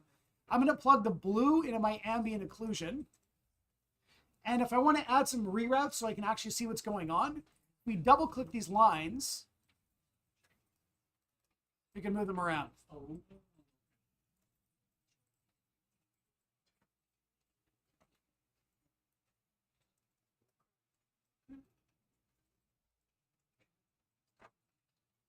Now, both our ambient occlusion and our metallic work the same way in both Unity and Unreal, so we don't have to worry about doing any math or fixing them up before we plug them in. The last value now is our metallic. Now, one thing you'll notice is that the nodes here aren't in the same order we're doing them here. Again, to make things kind of cleaner looking, you can grab any of these nodes and drag them around. So I'm going to drag that down, and then my alpha on my mask map is going to plug into the metallic. Actual technology. Yeah.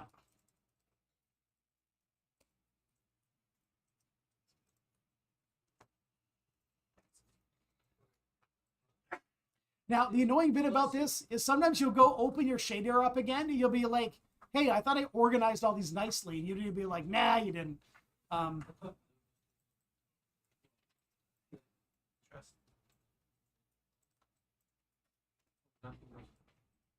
If you want to double check this stuff is plugged into the right inputs, you can go and mouse over the line and you'll see it kind of highlights it. So one thing that's kind of weird is if you're like this, you're like, okay, I don't know what those plug into. Another option for kind of cleaning things up, since we have no documentation on here in terms of what channels these are, you can grab both these reroutes. I'll grab both these and hit Control G to group them again.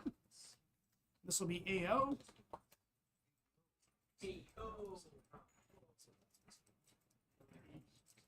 And this one will be metal.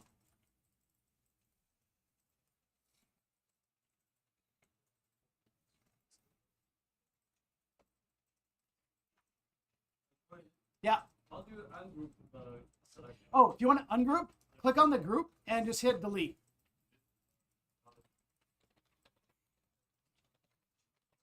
Also, if you need to add a new node to the group, say I add like a preview here, you drag it, you'll see it highlight the group, and it'll add it. Then you can right click and go, if you want to remove it, you can right click and go to ungroup selection. And it'll pop it back out.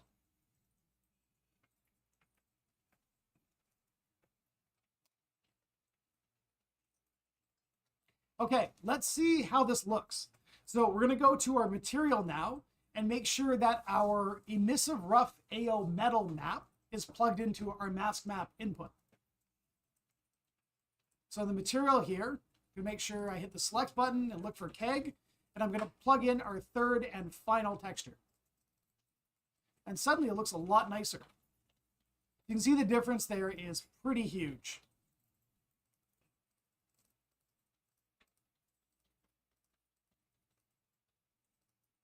So it's really all these maps coming together to render this object correctly.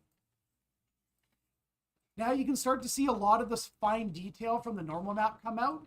We didn't notice it a lot before, but now we have the rest of everything plugged in, it's pretty obvious. If we go and unplug our normal map again, you can see all that fine detail just disappear.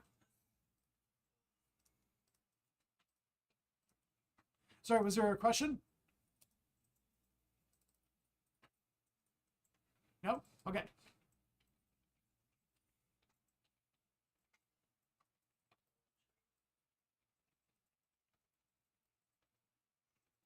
Let's double check which side this is. The opposite side of the spout? Yes. Okay.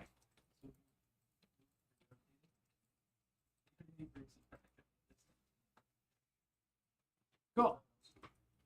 Okay, so the last thing we're going to do is we're going to do a little bit of math to add in our emissive. So you look at the other kegs over here. They have the glowy biohazard signs here. We can go and add our own in. So we have that extra channel we're not using from our mask map. We'll use that to apply emissive.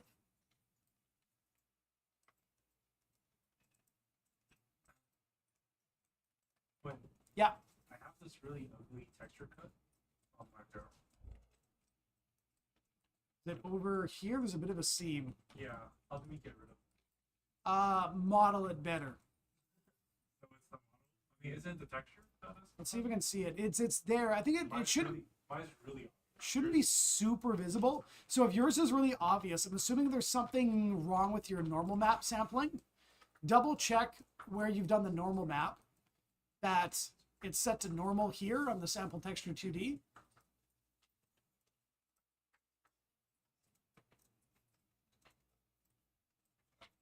Oh, I didn't click on green. Oh yeah, make sure you flip that. If I unflip it, this is gonna be the normal map. You're gonna see some, yeah, weird seams. And all the bumps are actually gonna be upside down. Yeah. Bumpy barrel. Yeah. Which we don't want.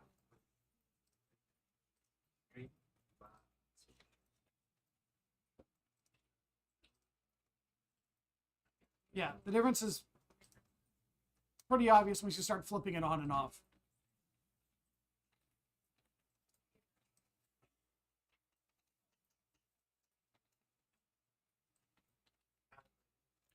Okay, next step is we're going to add some emission in. So as I mentioned, our mask map has this red channel we kind of skipped over.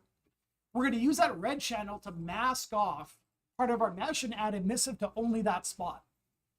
So that's another kind of cool thing we can introduce to our shaders.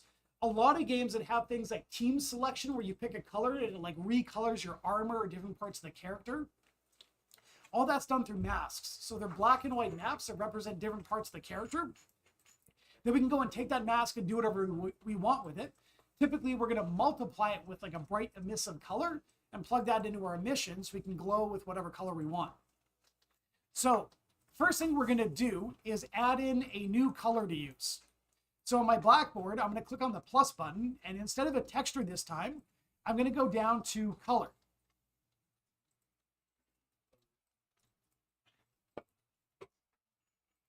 And I'll call this emissive color.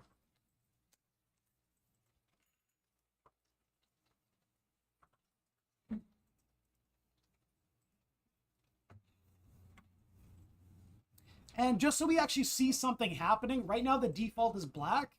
Let's make this cyan. All right, I'll make it cyan. There we go. That's teal. No, not a good. More yellow? Yeah. That's a completely different color. Isn't that just green? Yeah, You're describing green. When you added it, which one did you? I selected color. So plus and color. That's cyan. And over here, default. I mean, cyan's kind of like this, I right? can give you the Yeah, hex that's great. code. Science turquoise. Nah, that's more of a That's like seafoam green. yeah. Seafoam green. Like I said, seafoam. This, What color is that? That's more A teal. little red. this is you guys.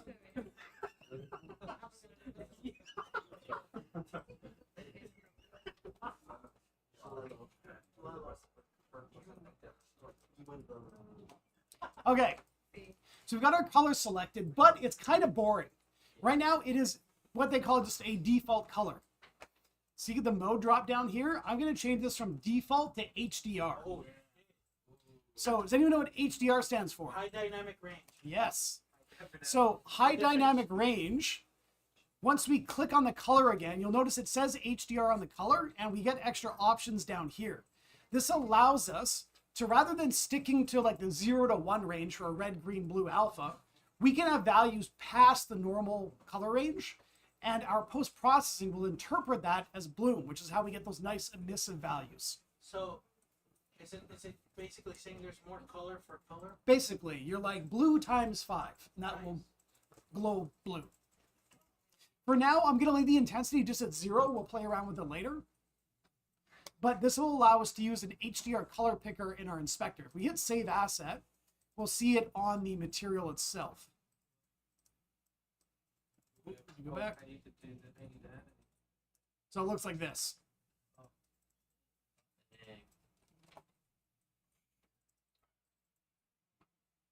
Okay. Is it meant to show up in the keg or? No, it won't show up on the keg at all. We haven't plugged it in anything. Yeah. Okay.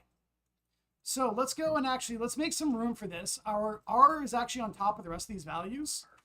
And our emission is here. So let's go just drag this down a bit. I'm going to grab my whole mask map and all these notes here and just drag them down. Just maybe sit down. We could, but then it's going to overlap, which I don't want. I don't want this going like this. Assuming this ends up looking like, I'm assuming you've seen the site. Seen this site, Blueprints from Hell? Yes, bro. Yeah, you want to avoid this. Okay. That's at least organized. Node art. Yeah. Woo! Yeah. Halo, man. Wait, who took a screenshot of mine? Our final order. But if Stevens, what do you I love how that's a website. That's Yeah. If you want to see truly bad stuff, look at the actual Epic made blueprints. Like their macros, go to the for loop and look inside of it. It looks like this. But why? Oh my god. Oh my god. This site's good. The other one for artists is, I found recently, is Topology Gore. Topology core? So that just like thinking plastic ready? Yeah, stuff like this. Oh my god. Ew. No! I love the title. It's all quads. What? That's not What city? wrong. Oh Oh my god. my god. I think they're trying to make a face. A lion face? You have never described the 3D model as the Oh my god. Like Andros. Wow. They modeled the numbers. I've done that before. That's great. That's what a normal map is for.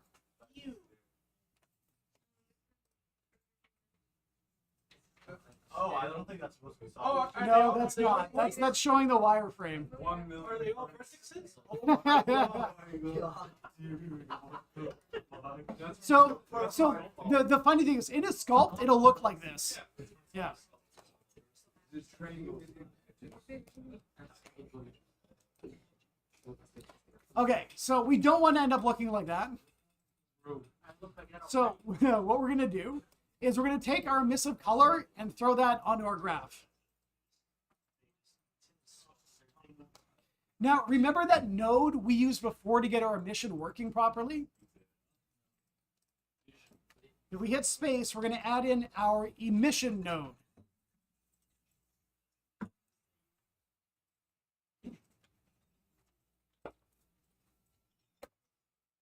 So we're going to use these together, but we want to avoid. Hey, Quinn, how did you Yeah. get the emissive color? I just dragged it in from my Blackboard. Oh, Yeah, that's the property we added. forgot we made it. Yeah. So we're going to have the emissive color and the emission node, but if we plug this in like that, it's going to make the entire surface emissive, which we don't want. So this is where our mask is going to come into play. What we're going to do, oh, for reference, if anyone needs to remove a line, if you click on the line and hit delete, it gets rid of it. What we're going to do is we're going to take our emissive color and we're going to multiply it with our red channel from our mask map that represents where we want our emissive color to be. Multiplying those together will mask it off correctly. So I'm going to add in a multiply node.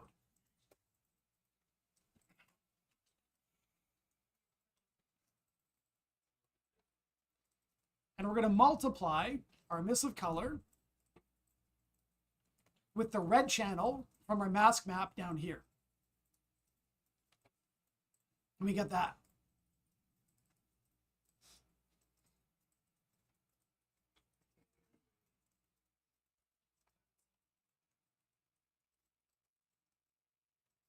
Then that is going to get plugged into our color here.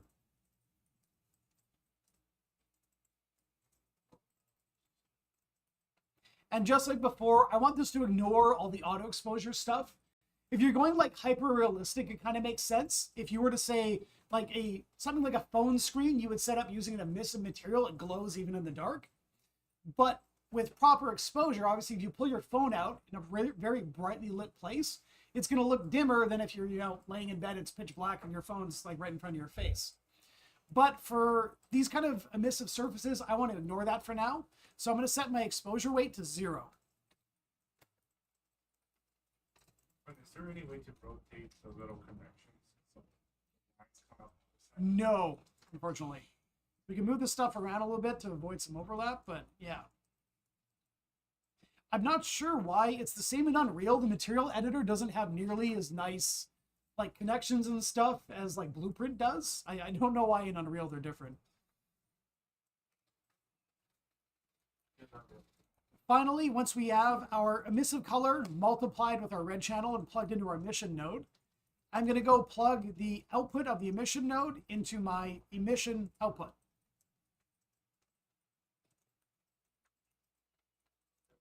Right there.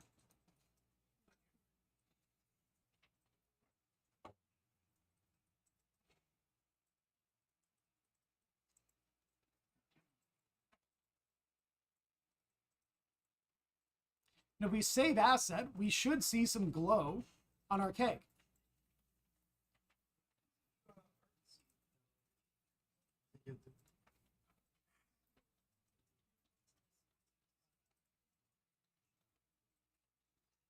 So once we see the glow on there, we can go adjust the color on the material itself.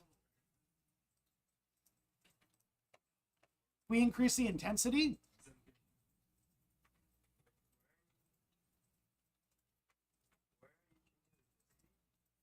So I went to the material itself, the actual material asset, steel keg, and go to the emissive color, and then there's this intensity slider down below.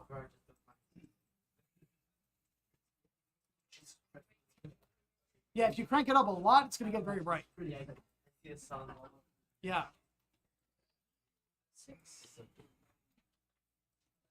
I'm going to try an intensity of like 5. And if you want to see this in game, we can click play and you'll walk over to our keg. Hey, Quinn, Yeah. I have a question. Yeah. Can we turn this into a rave keg? What? Rave keg? A rave All the keg? changes? Yes, we could do that. Yo, an RGB keg? Don't tell Linus Texas.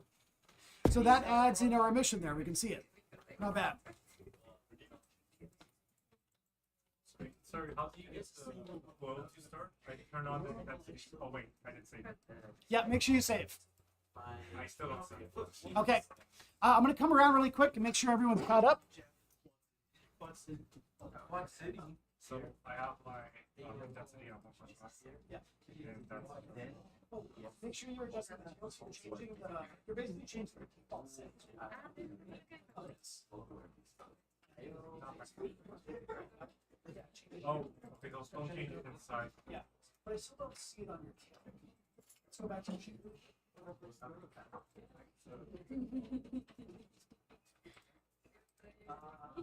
Exposure rate. Remember, I said this is the exposure is going to go low. Which we want to make sure you stay fast again.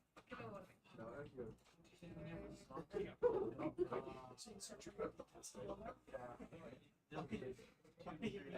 80% of keyboard. Any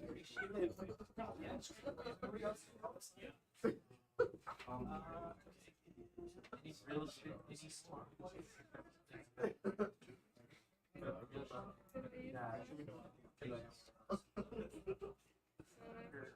Okay, it is. Because I have this one. Oh, just a second. I didn't say that's me. Let me double check. Oh, you're editing. So many.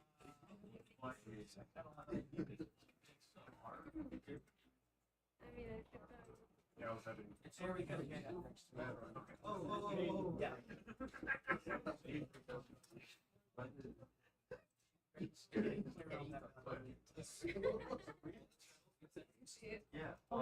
Anyone else? Okay, so we had a request to turn this into a rave keg.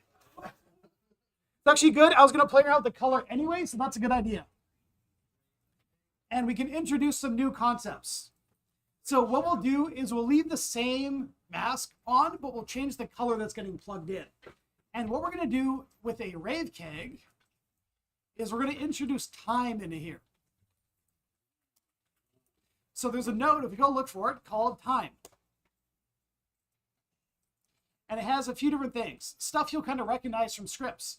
We have access to the current time. We have access to the sine and cosine time. So those are waves going up and down. We also have our delta time, which is our time in between frames. And a smooth delta, which is the same value, just smooth out slightly.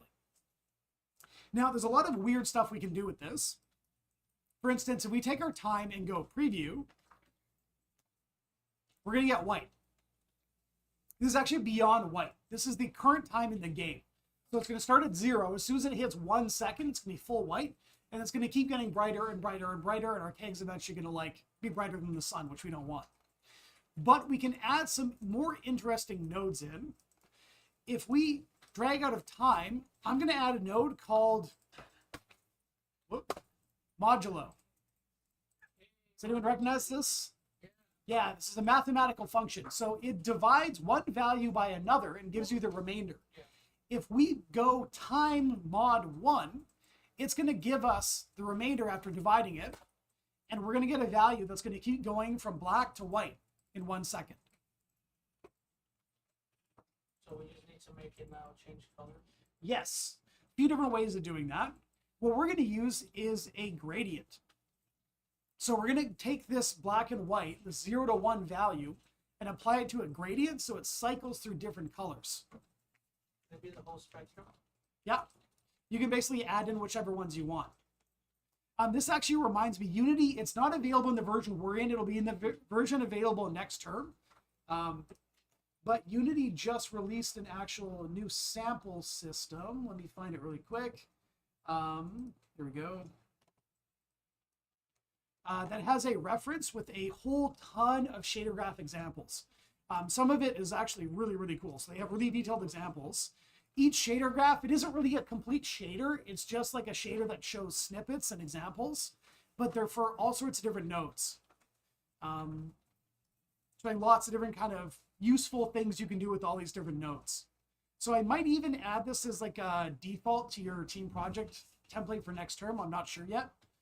Depends how heavy it is, but it's a really, really good reference.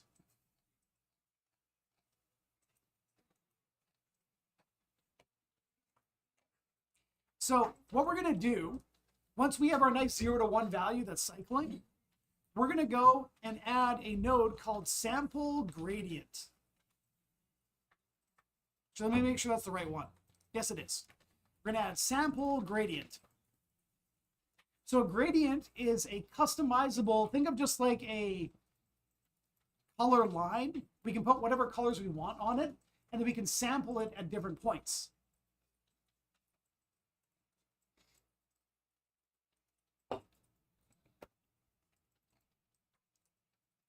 We're going to plug the output of our modulo into the time of the sample gradient, and we get a little more white. Go. Right now, we are sampling a completely white color line, cycling through at different values. So, of course, at any given point, we're just getting white. If we click on the little gradient editor here, we can go and look at this, and we can start adding colors.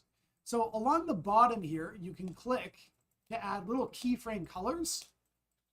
Once you click on them and select them, you can change the color to be whatever you want. So I'm just going to cycle through a bunch of different colors here.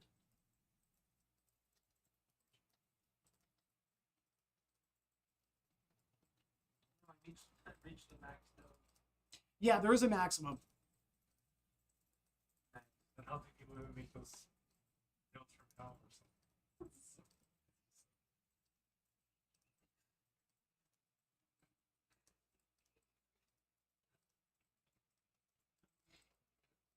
It's a very blue, actually. List of blues. Just do the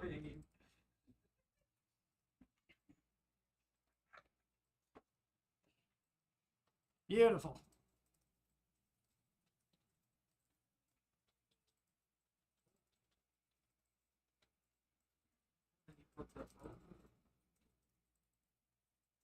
Now, these are HDR colors, so we can add intensity to them here, but I don't really want to change the intensity on each individual color. So what I'm going to do to hook this up is I'm going to use this instead of our emissive color. So the output of our sample gradient is going to go into my multiply. And if we save, we'll see that. But our intensity is very low, so I'm going to turn the intensity up to like 10. There we go.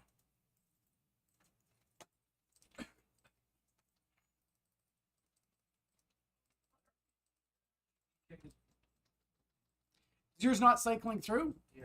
So there's probably an option you don't have turned on that I do.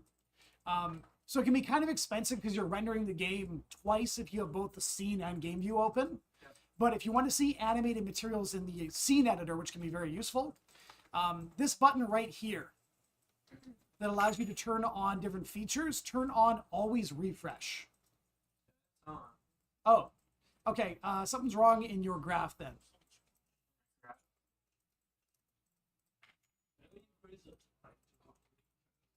Increase the time. You want it to be faster? Slower. Okay. So either way, what you can do to change the time is before the modulo, you can go in and add a multiply. If you multiply it by a bigger number, it's going to cycle faster.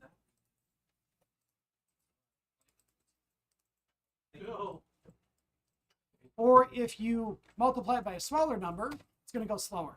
Photosensitive. Where are we adding? The which? The output here. Oh, to multiply. So it goes into the multiply, replacing our emissive color. Okay. And then the one thing I did to make it emissive is I turned up the intensity on the emission node. Yeah. Wait, how did you multiply the numbers? So over before the time gets plugged into the modulo, Yeah. I just did a multiply here. And you can change that to whatever speed you want. Could you just do it instead of modulo? Just do the time within the gradient. Yes, but I think it won't wrap around. We can actually test. Let's see. Yeah, I just changed it. Yeah, it's going to pin it on the last value. You can see my gradient. The last value is this blue. Yeah. So it gets stuck there. It doesn't loop automatically. Now, one thing we did is this is cycling through all the colors in a row. Always the same pattern. We want to make it more unpredictable. We can introduce noise. So I'm going to hit space and look for a node called, let's do gradient noise. We'll talk more about noise later. But we'll add gradient noise. And it looks like this.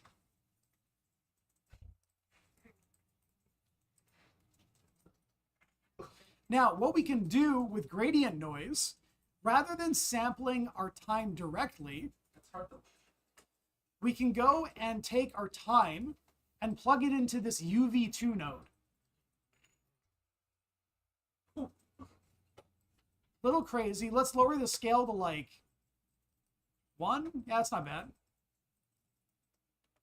And I'm going to plug the output of this into my sample gradient time instead. Wait, you use gradient noise scale? Yeah, I lowered the scale down to 1. If we want to cycle faster, we can make it like 2. So what gradient noise does, you might hear it named elsewhere as Perlin noise. It creates a nice kind of smooth wave function. Again, a value between 0 and 1. But it's not just going up and down or like kind of a linear fashion. It's going to go all over the place. It's noisy. It's kind of unpredictable. So we get different colors at different times. And we're not looking at the same pattern all the time. Yeah. So would there be a way we could link this into the sound? You could, yes. Okay. If you wanted to like time materials and stuff with your song, what a lot of games do is rather than listening to the song directly, that can be kind of messy. They often kind of pick, okay, the song in this level is like 110 BPM. And then they have like a signal coming from code at 110 BPM synced up with their material to send that value. So you can make it either change colors or kind of like increase and decrease to the beat.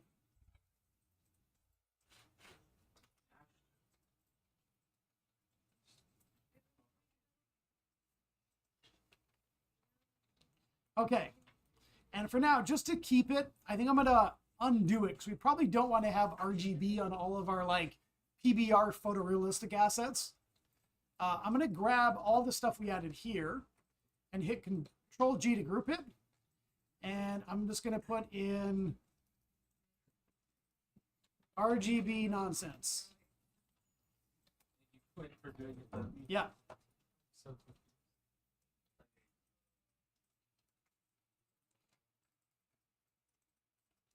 And I'm going to plug my emissive color back in again.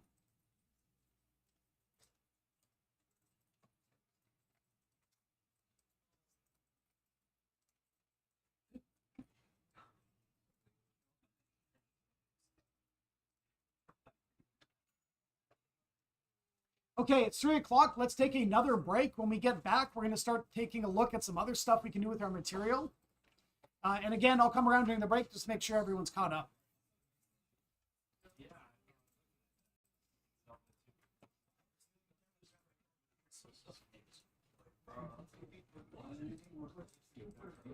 it's calling your student one for the math or something.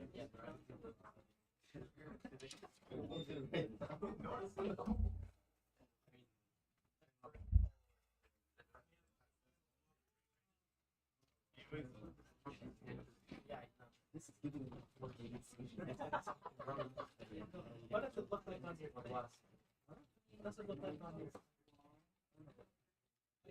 We miss each now. I'm starting to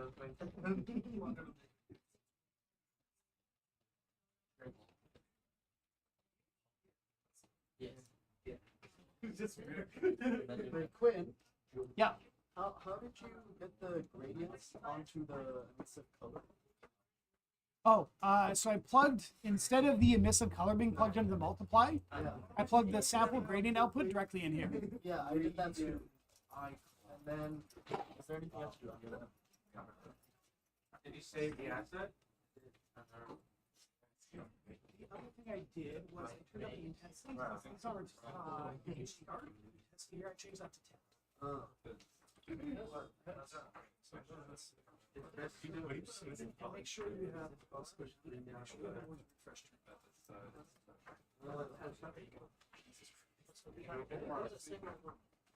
Yes. Feels that like One singular edge. Double click and you select all of them. So how people find a way With some to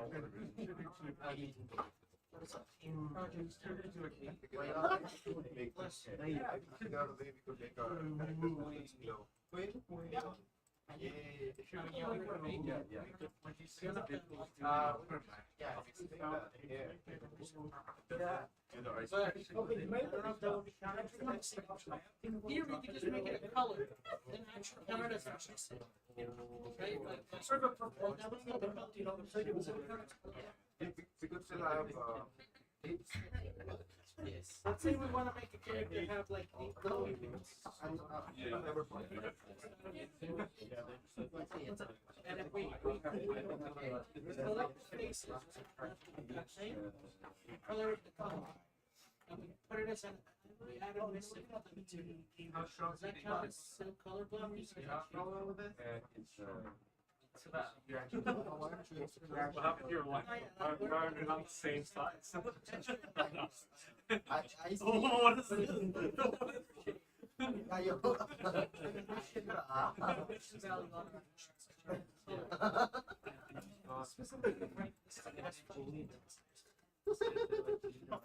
Am I asking a question to a fellow student?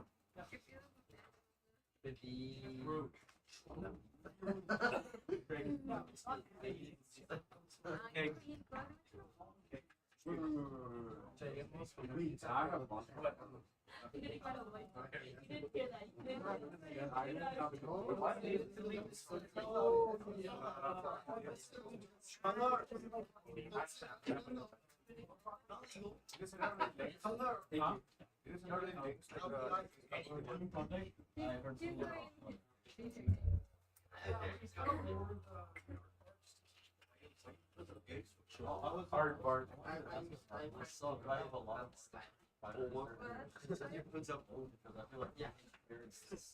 Okay. RGB, do you remember when you like? I hate RGB. I'll make my really great pizza. Yeah. It's really tasty. Want some You're Gator Peter? RGB. Emotional Peter? RGB. Mechanic Peter? RGB. all of them. No, The donuts 3 days to rise in the fridge. Happy hour. It tastes better. You want to go happy hour? Actually just make everything. It's only I told you this week today. This week everything. I mean, I guess Monday I can once do. Nah, I never. Where is it? Then I'm not like. I can fix. Have all the things. Wow. And have all the things. Thanks. It's flour, water, salt, yeast. Oh, you need to be an expert. I didn't know it was water, flour, and yeast. And I knew that made pizza too, but still. Why are you saying you like the guys to make pizza? Because I mean, I'm not making pizza right now. I'm not making it right now. Am I making it right now? Yeah. No. I saw you doing that. Are you making tortillas now? Did you have to read the thing? You can have I don't know how to make it. You can be like a shader that can. Yes, it's why I'm sweepy chicken. You're way more Mexican. Yes, that's what you're saying. There's a pasta.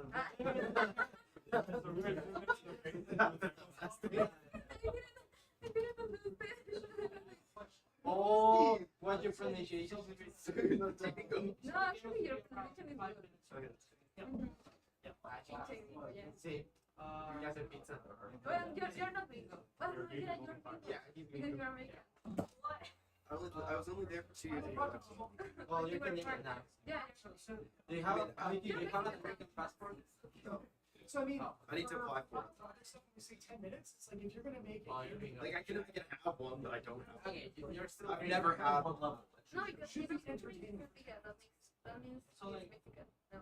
That's me. Yeah. He's from Texas. Oh, from I'm Mexico. not from Texas. I'm from the other side of the sun.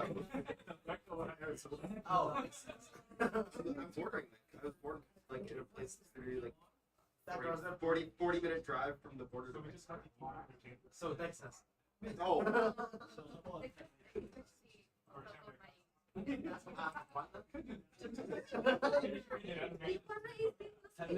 Ángeles. No, I see like a Mexican. No, but this is funny.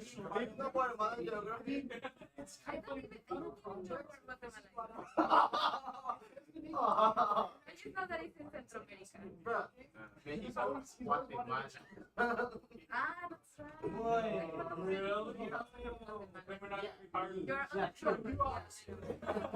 You would think no, so. you're not. Jose, you're right. You look fancy. Board game in VR.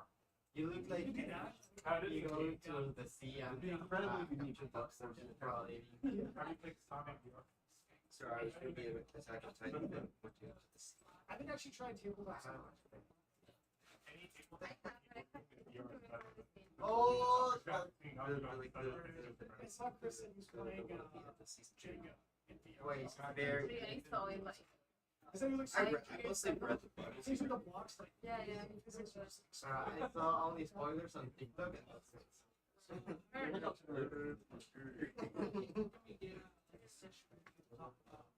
I heard it. Oh, I was actually in a top two class. So, Class. beats. Whatever. Basically, Whenever. Give me a date. Mañana. Monday. No. Tomorrow. I told you guys. Okay, so wait, what day is today? Friday? Today's not Friday. Today's Wednesday. Ah. Okay. At least tomorrow in the next series. At least tomorrow in the next series. I'm only have one class tomorrow in the next series. So that got it. It does have a. Oh, you too. Imagine you're That's such good music. It makes me want to No, but I was talking to some older GDs, and they say that rhythm games are discouraged for team projects. Yeah, they're pretty hard to pull off. Yeah. Okay. Yeah. Even for final projects, we even kind of push against. It takes a oh, lot. that's awful. Yeah. Just things like the level and all the notes and challenging. Right. No. And then you also need That's actually enough that music to honestly, really. That is actually kind of beautiful. Yeah. That is artistic. I hate it, but at the same time, Why would you hate it? For like final. Well, I don't think it would be like I don't know, like turn-based strategy. Yeah, we've got some good turn-based. We've got some good turn-based strategy games. Probably the best one is just like I'll show you. I'd love to see. The best one is probably Robo Rapture. It's an older game. I mean, Okay. something thing. Was it 2 words? I thought something thing just came over to No, it was 2 words. Yeah, Robo Rapture. There you go. Yes. So we don't As need long you. as the UVs are not. Very, very distinctive style. And if you ask closer, Oh, it's like Into the Breach. Yeah, I think it actually came out before Enter the Breach. Oh wow, cool. So what do you do in this game? So it's, I think you're trying to escape hell, but basically their kind of gimmick was the board keeps moving forward. So you have to keep basically marching your units along because the board is basically just getting destroyed behind you as you're working your way through all the enemies. Wow, that's so You good. can roll a certain amount of units. Final project, yeah. Final project. Yeah. 2D sprite animation. That's wait, ours was a 3D thing because 3D map. Because they don't want us to make 2D games anymore.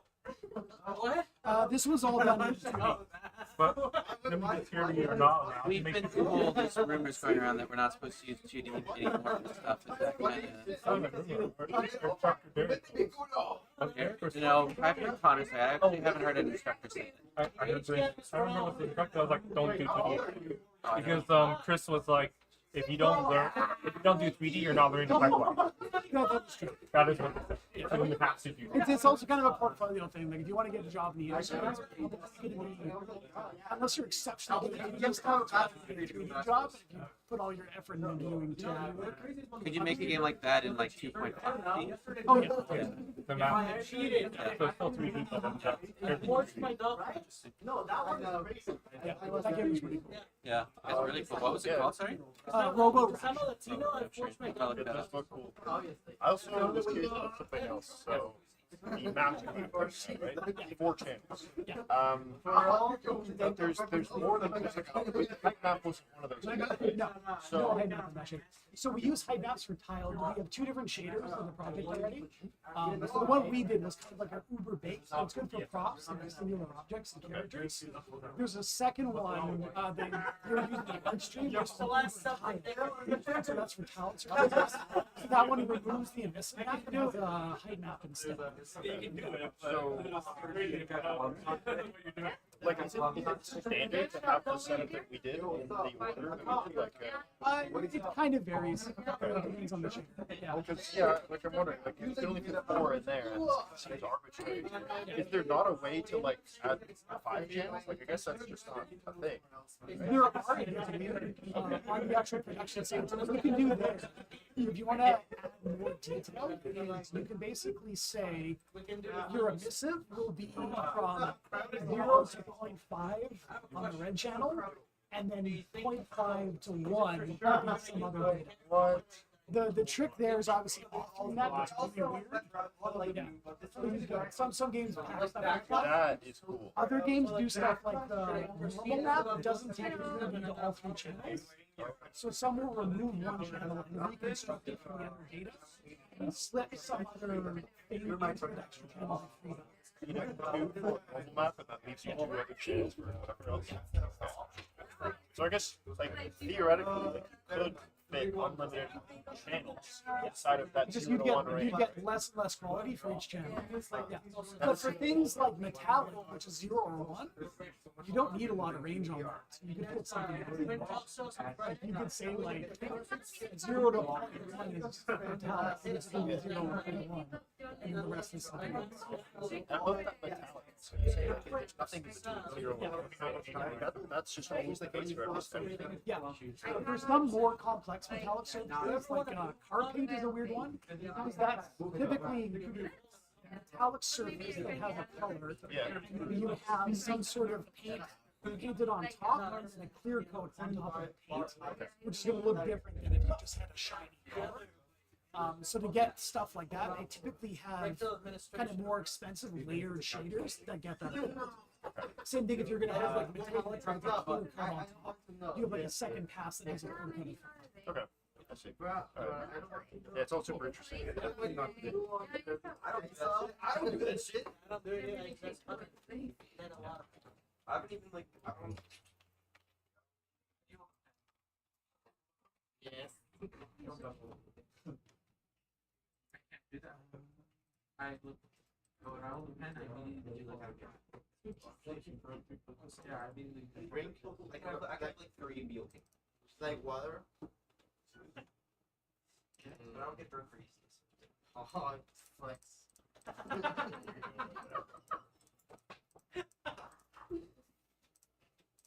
Yeah, Connor, you're always flexing on it. Yeah. I make pizza. I drink water. I don't get drunk. You say I drink water? That's a flex. Sometimes I'll drink like 3 liters of water. Oh, Be like, I didn't know. Look at this guy with 3 liters of water to drink. okay, my water bottle is 1.5 liters, and I can't control what I'm trying to drink. Apparently one of the previous students made. Oh yeah, that's They're pretty about recent. to sell it. Yeah, they're putting it on Steam. Yeah. How many groups have you known that have actual retail? That's the second one. Only 2 so far? Actually, no, sorry, second recently. I think only 2 teams have done it. Those are the only 2 I'm familiar with. Well, you got Did you know those if to your they Rex, Connor. or I'm not sure. You'd have to talk to Scott about that. Scott Headshot, he's helping me out with that. Yeah. Is it literally the same groups they had in school and they just worked with the same people? Or As far as I know, they've shuffled around a little bit, and other people from the class have helped out. Some of them have gotten jobs, so they left the team and stuff, so it's not exactly the same, but they're kind of the same core thing.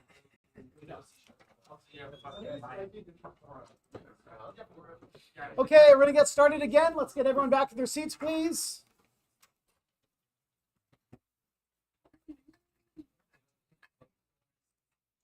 Okay, what we're gonna do next, since I've had a lot of questions about it, is we're gonna look at doing a tiled shader instead, which is good for like environmental stuff. And we'll play around with some height maps there too. What's your favorite type of shader? My favorite type of shader? Yes. That's Favorite type. It's a very weird question. I'd probably say VFX shaders. Doing stuff like weird like hologram effects and like heat waves and all that kind of stuff. Those are a lot of fun. Sorry, 1 second. Let me open up my reference here. Oh yeah, so sorry.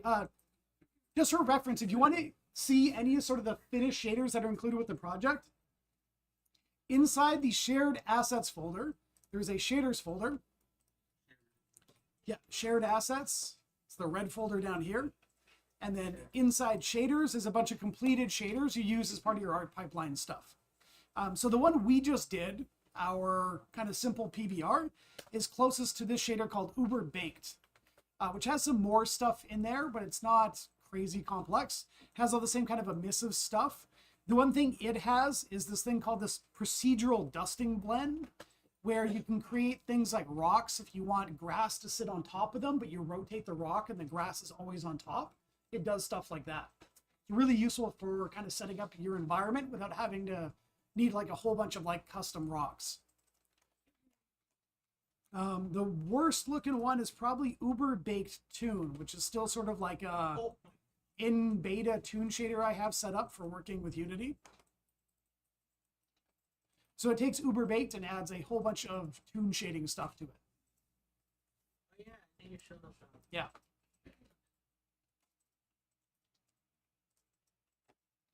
The one we're going to do kind of next is something like this, the Uber Tile. Ours isn't going to be quite this crazy because it has a bunch of blending stuff included. But we're going to use it to create a shader that can kind of tile across a surface and then also use a height map to extrude out of that surface. And that creates a look kind of like this down here. The fur brick. Yeah, fur brick. Yeah, it's cranked up a little bit too much on here, but you can sort of extrude stuff out of the surface.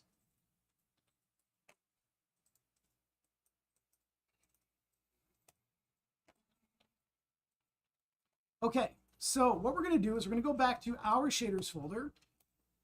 And just since we've got a lot of our PBR stuff set up already, we're going to go to our simple PBR shader.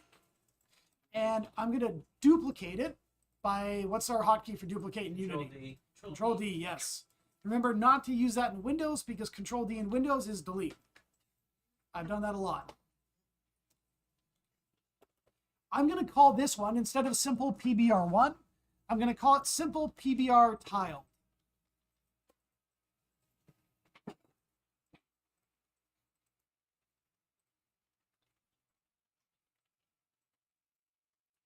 And then we'll double click it.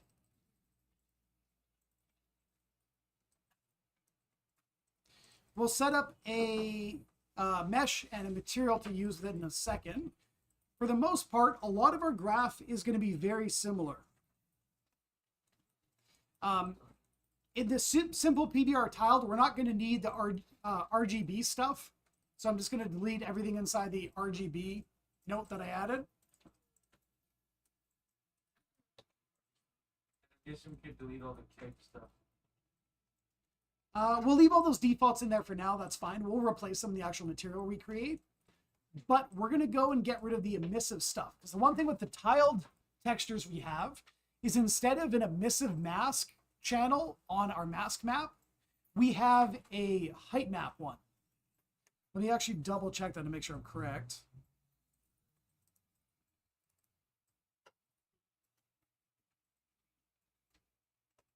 Yeah. Okay. So what we'll do is we will grab the emissive color node here, the multiply, and our emission node, and I'm going to delete all of those.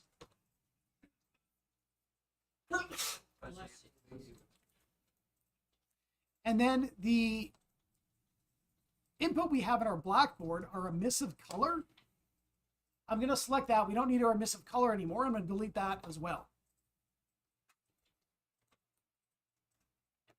What we're going to set up is an input so we can control the tiling across the surface of whatever we set up. So we can basically zoom in and out, tiling our textures across the surface to get the right scale. So I'm going to click the plus button, and I'm going to add a new float. This is just a number.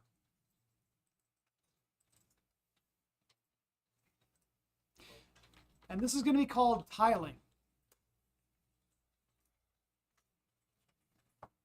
The default value in any floats we add to our shader is 0. We can't tile across a surface 0 times. That doesn't really work. So I'm going to click on it and change the default to, let's just do 4 for now.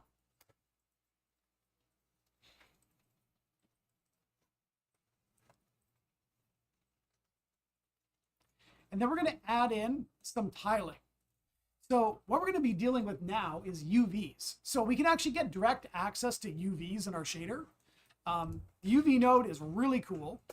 We're not going to use it directly, but just for reference, you can just go look for UV, and we have UVs. So this is the actual UVs of the mesh, whatever we're rendering on top of. We can see we've got the red and green channel here representing the X and Y in our UVs. Now, we can use this for tiling and offsetting things. We can also do all sorts of weird things with it. You don't need to follow along with this. One of my favorite things is you can do some weird stuff like this. I can select just my red and green channels. I can subtract 0.5, and then I can get a distance. And then I can invert it. And then I can round it. And I've made a mathematically perfect circle.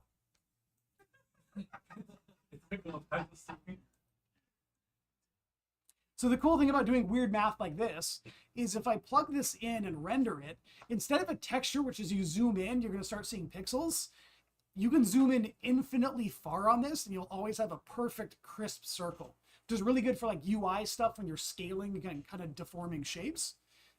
Or if you need to do stuff like go in and start doing things like moving things around, I can actually move the circle around and animate it and do all sorts of other weird stuff. Yeah, exactly. You put a texture. This is like a mesh. Yeah, you could multiply it with a texture to mask out like a circle on it. Yeah, do all sorts of weird stuff. Why do you need the swizzle?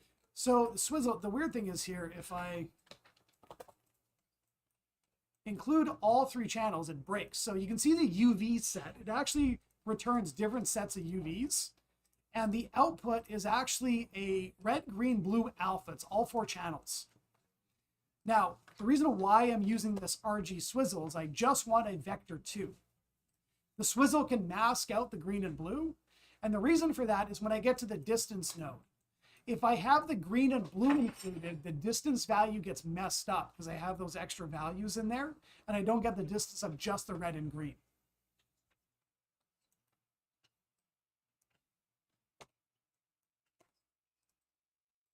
Okay, so what we're going to do, a little bit more simple, is we're going to use a node called tiling set.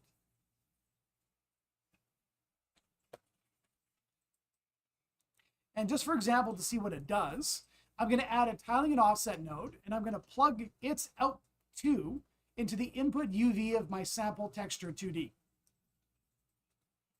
And for now, it's going to look exactly the same. If we change our tiling, it's going to tile the texture. If we adjust the offset, we can move it left and right. if you do stuff like hook up time, you can actually animate textures and move them around. What we're going to do is take our tiling float and plug that into the tiling 2 value, just like that.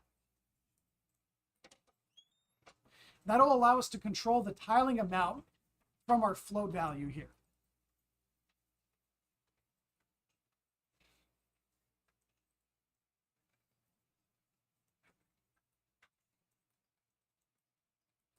Now, there's a couple different ways of doing this depending on how messy you want to get. We can copy and paste this and plug this in each one. Or just to keep it more consistent, I can drag this out and plug the out 2 into the UV of each of these 3 textures. That's going to keep them all perfectly lined up. So as it tiles, we're going to have the correct color, normal, and all of our mask maps in the right spot.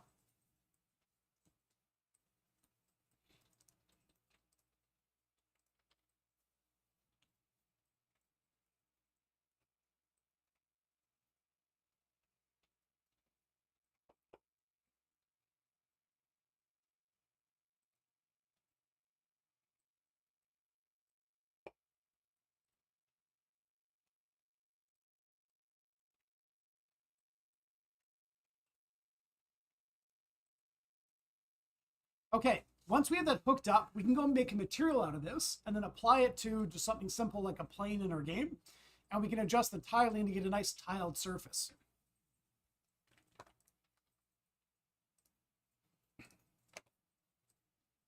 So just like we did with our keg, I'm going to go in and go to my shader, my simple PBR tiled, and I'm going to right click it and go create material.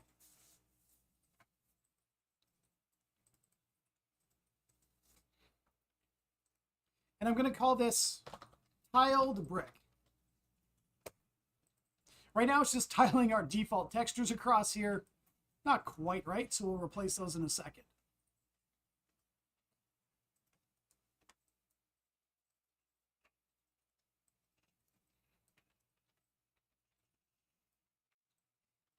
So instead of using the base color, normal, and mask map from our keg, there is an actual tiled brick set of textures in this project. So on our material that we've created, I'm going to use the select button on my base color and look for brick. And the one I'm going to look for in particular, actually there's a few brick textures. The one that's going to work with our shader here. So I'm looking for the one called mortar underscore brick. So I'm going to select that color.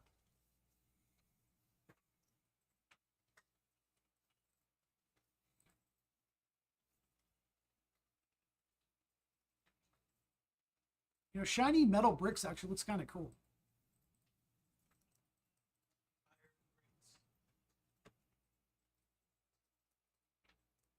So we're going to plug in the base color. I'm going to look for brick again. We'll plug in the mortar. Whoops. Look for brick again. We'll plug in the mortar brick normal map. Oh, that's looking real weird. Oh, wait, I did that on steel keg. Oh, no.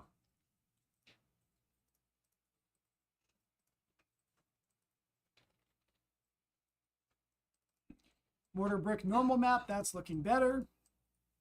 And finally, our mask map, which again is the mortar brick one. Now you'll notice, as I mentioned, this one, instead of being an emissive rough AO metal, this one is height rough AO metal. So we're going to be able to use that height information to actually make it look like those bricks are extruding out of the surface.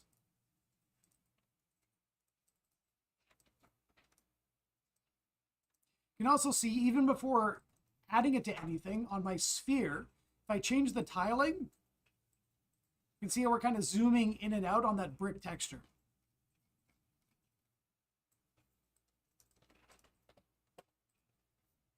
It's really important to get this stuff correct. Even though you don't really actively think about it, you already have a size in mind of how big a brick should be.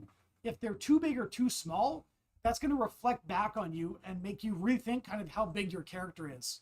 I've seen this poor guy on the Unity subreddit that like once a week posts like feedback stuff for his like fighting game he's working on. It's like a third person kind of brawler. And I don't know why the like floor texture he has, the bricks are gigantic. And he's trying to get like feedback on his combat. And every time people are like, is your character tiny? Why are the bricks so big? And it's like the only thing people focus on. But it's the first thing, it just jumps out at you. You're like, why is this guy the size of a single brick? Okay, so in our scene, just to preview this, we can go to the hierarchy and click the plus button and go to 3D object, and I'll add a plane.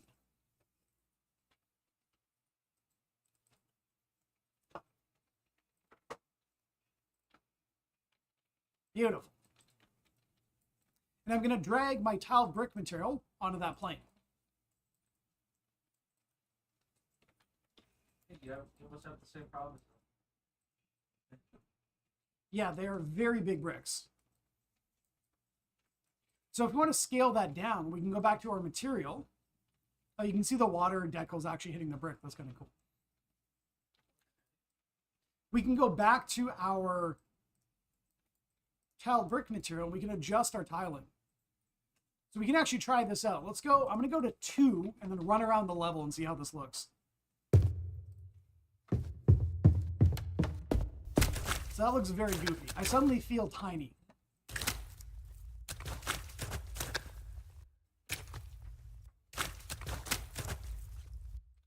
But if I adjust that value, even 4, I think the bricks still look too big. 16? I feel very tall. This is like Jeff height. Yeah. That's actually kind of funny. Good thing to mention for team project stuff is your height will kind of change the way you experience the world. So anyone met Drew from the GD70s? He like bangs his head on the door frame coming in. Very tall. He was on the same team as Vega, who's like 5 feet tall. So he probably had like, I don't know, 1.5 foot height difference between the two of them. And they were both kind of working on the level, and Drew kept complaining that the character was too short. Like all the doors were like way above his head. And it was basically because they made like a, you know, kind of 6 foot-ish player, and he's way taller than that.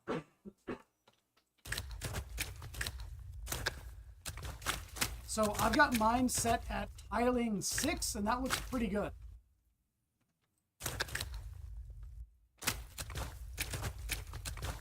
But we can still improve it a bit. You'll notice, like when I'm looking kind of from top down, it looks pretty good, but at a glancing angle, it's a lot more obvious that these bricks are very flat. They're not actually protruding out of the mesh at all. So there's a few different ways we can kind of apply some tricks with our shader to add in that detail and actually make it look like the mesh is sticking out.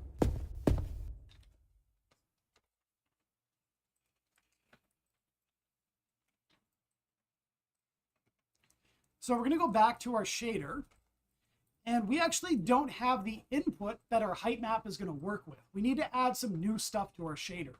So we haven't played around with this menu yet, but in the Graph Inspector is a tab that says Graph Settings. And in here, there's a whole bunch of different options we can use to control basically like overall settings for the shader. I'm going to go drag this down a little bit, and we have stuff in both surface options and in advanced options. There's a whole bunch of different stuff here. So we can turn on things like that kind of height map protrusion effect. We can set up things if you want to have like glass that refracts whatever's behind it. We can turn that kind of stuff on. Can even set things up to get this working with like VFX and particles and all that kind of stuff. What we're going to do, let me just find it because I know it's hidden here somewhere. We're going to go down and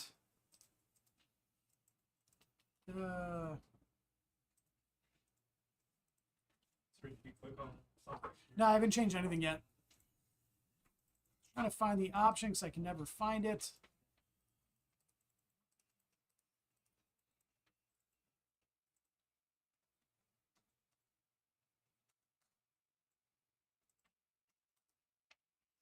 When Yeah. I'm not getting the same options on the right. Did you expand the two options here? No. Did you click on graph settings? Yeah, I got them now. Oh, okay, you got it. Okay, cool.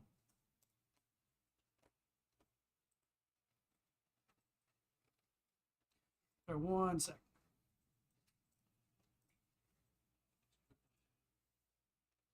Okay.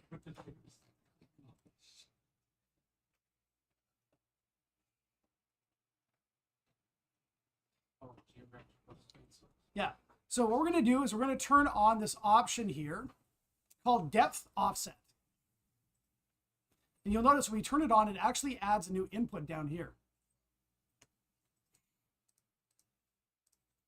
Now, for reference, there's actually a couple of different ways of doing this. One is the depth offset, which is basically works for like individual pixels. We can plug a height map into there. The other way of doing this is we can actually add on the GPU, we can add new geometry to the surface using a technique called tessellation. If you want to actually see it in action, we can turn that on first. If we turn on tessellation, you notice all these options turn on up here in the vertex section. And we can crank up the tessellation factor to something like 8. We compile our shader and look at it. It's not really going to look any different. But if I look at this in wireframe mode, we see this. You can actually see the vertex count increasing the closer we get to the mesh.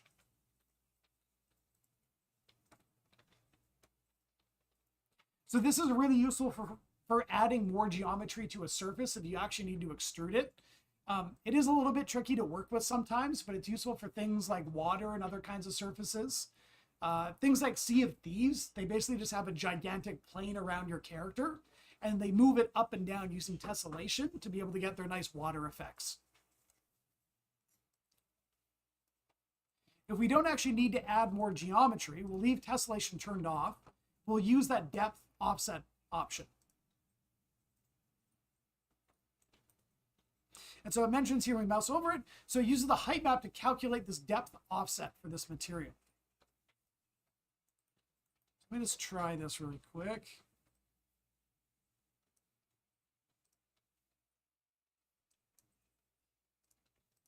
It's been a while since I played with this one.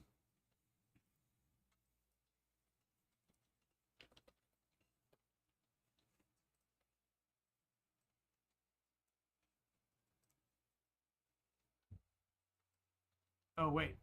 I forgot something. One sec. Oh, yeah, I broke it.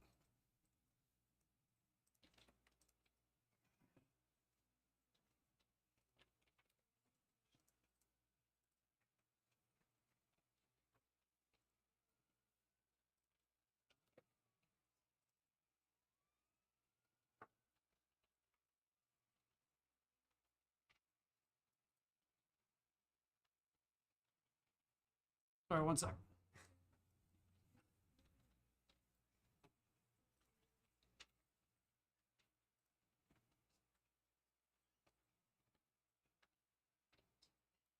There we go. Cool. Okay, so what we're going to do, let's try to get the scale right on this thing.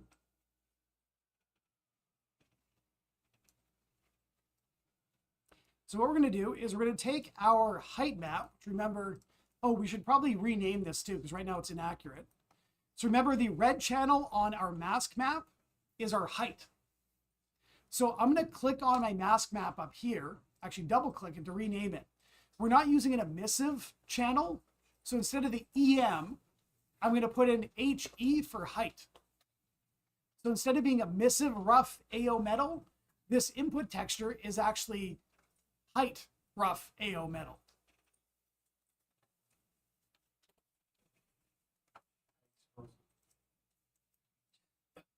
Renaming that will probably unplug it from the material, so we'll have to correct it afterwards. But what we're going to do is we're going to take that height value and we're going to plug it into this depth offset. That's going to allow us to kind of extrude that surface out to give it more of a 3D look.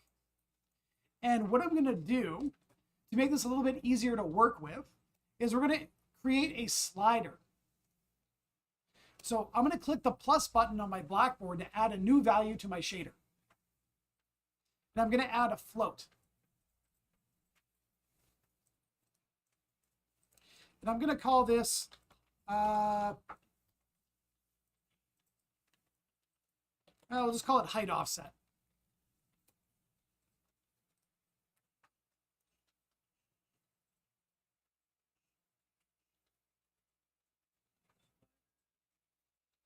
And to make this a slider, just like we changed our textures from like the standard to a normal map, we changed our, what else? Our color to HDR. The mode drop down on our float, I'm going to change it from default over to slider. The default value right now is 0. I'm going to make this like 0.1, so it's turned on a little bit. And our min and max will still be 0 and 1.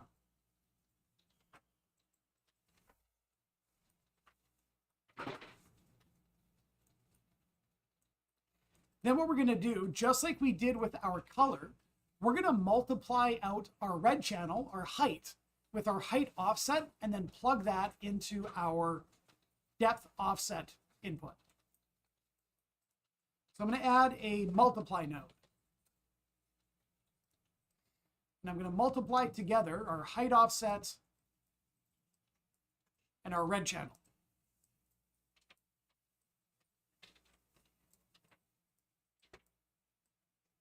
We can even group that if we want. Height offset.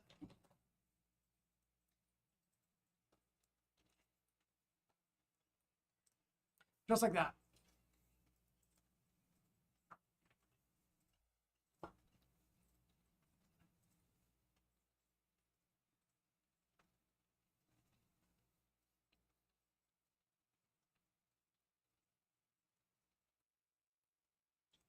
Then we're going to take the result of our height offset here and plug this into our depth offset.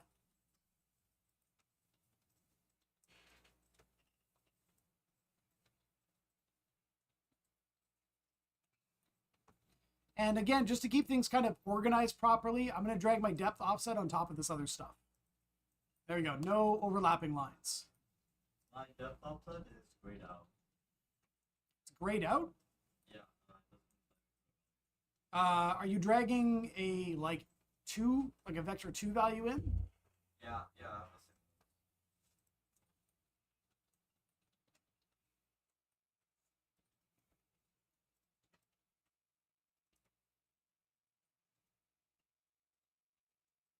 Should accept any single value. Cool. Okay, once we got that plugged in, we have to fix up our material a little bit to work with the system.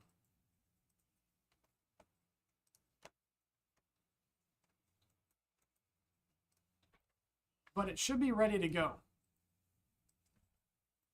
So back in our material, first thing is our mask map, you'll notice, has been unplugged. Since we renamed it, it basically renamed that reference name under the hood, and it lost connection to our texture. So I'm just going to make sure, again, I'm going to use select, look for our brick, and I'm going to select the mortar brick height rough AO metal.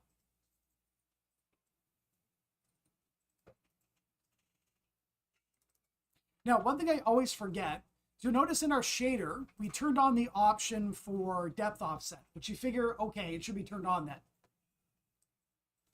But if you change our height offset, nothing changes. The reason for that is I always forget, even though we enabled it in the shader, it turns the option on for our material. We still have to turn on the depth offset here because there's the chance that someone will use our tiling shader, but they don't need that depth offset turned on. So I'm going to enable it. You'll notice it change a little bit. Wait, Yeah. is it supposed to get really bright? Turn it all the way to white. Gets really bright. Yeah, mine scene gets really bright. Mine starts to basically extrude down a lot.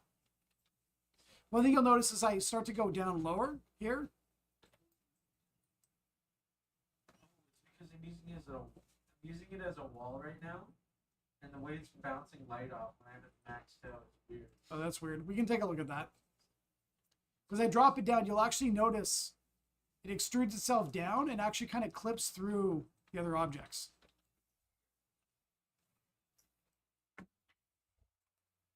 I set mine at like 0.2.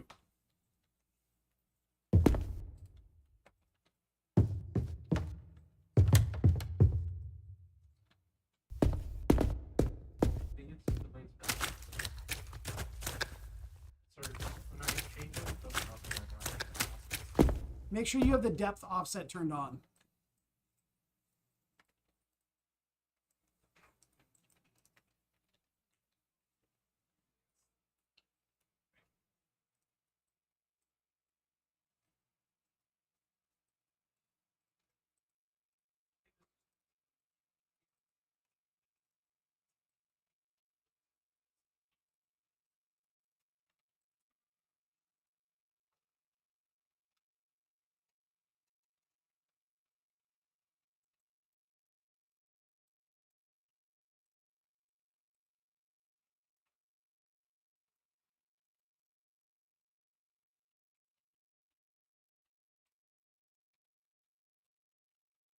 One sec.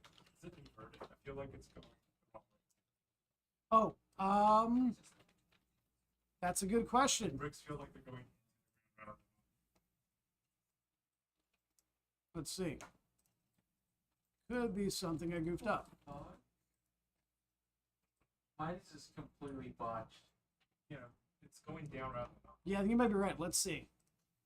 We do a flip in. I'm gonna change mine. Yeah, we could do that. Let me try mine really quick.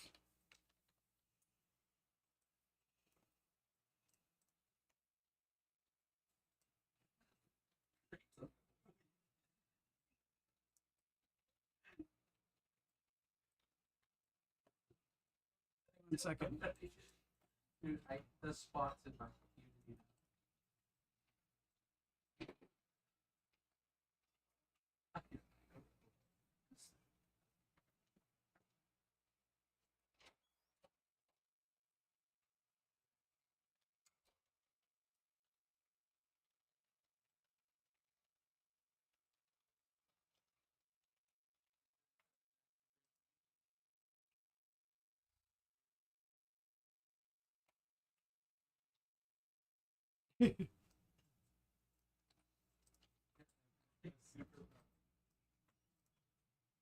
Unity project.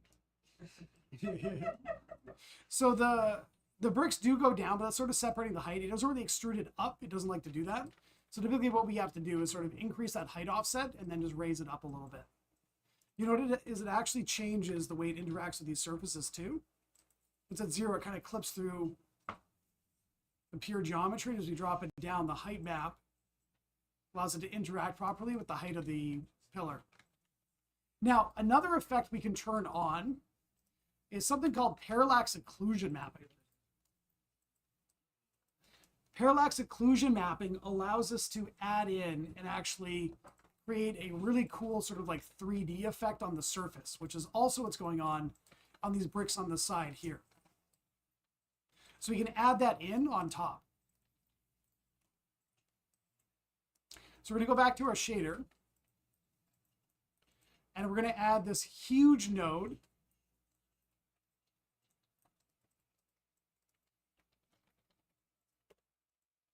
Called parallax occlusion mapping.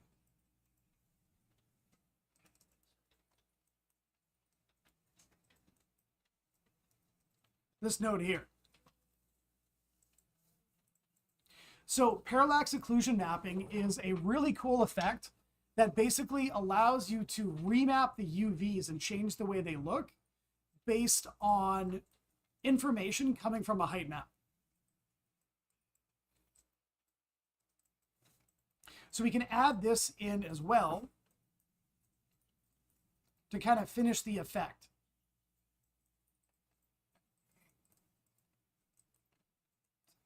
So we have to make a few changes here to get this working properly. Although we might be able to use the incoming UVs. Yeah, we're going to change some things around a little bit. So what we can do with our parallax occlusion mapping node is we're still going to plug in our height map texture. So I'm going to drag in our mask map and plug that into the height map input in our parallax occlusion mapping. Now, this node allows you to select which channel you're using. Ours happens to be red anyway, so we don't need to change this little drop down here. From here, we have a whole bunch of different values we can play around with. What I'm going to do is leave most of this to be default, and we can come back and play with it afterwards.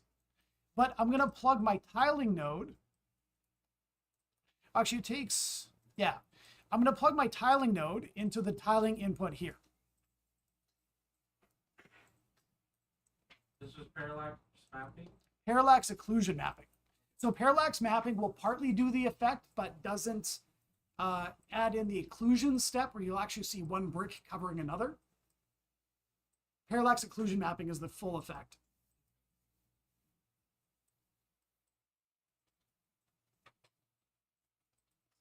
So we'll plug our tiling into the tiling here. We can plug our height offset into our amplitude. And from there, I think we'll leave everything default.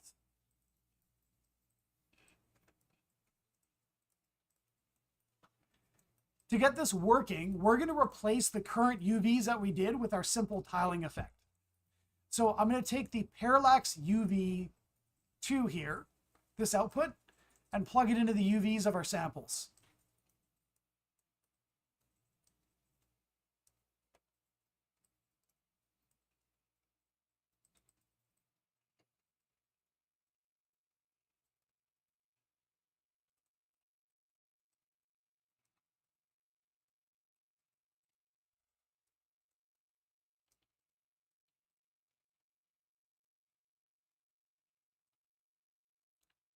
Sorry, quick.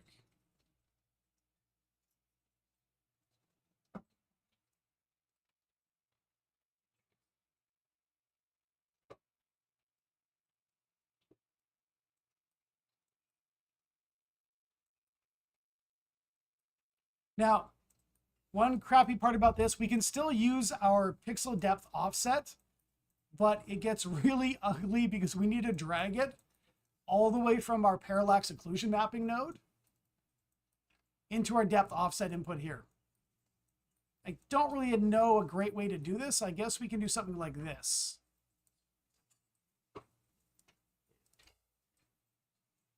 I'm going to route it all the way over top my color.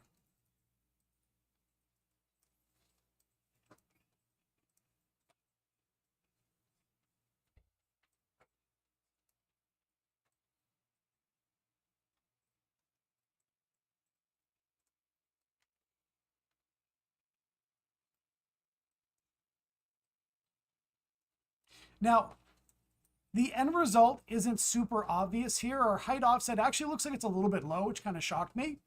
If we want to be able to crank this up more, even to the point where I think I want to just drive home how goofy this effect can look, I'm going to take my height offset, my input, and change the max. I'm going to go from 0, I'll go up to like 10.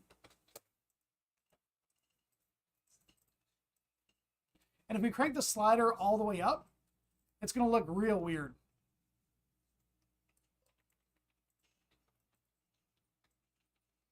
Like someone said earlier, we had those fuzzy bricks. We start to get the same effect here. Yeah. So you can push it a certain amount before it starts to look kind of weird. Actually, from the player camera perspective, it doesn't look terrible.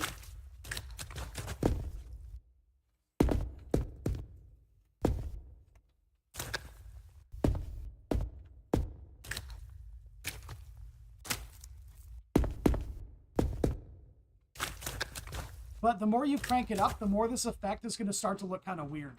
One really cool thing about using this with the pixel depth offset is you'll notice the water decals we have on top kind of look like they're floating on top and filling in the gaps. Looks really nice.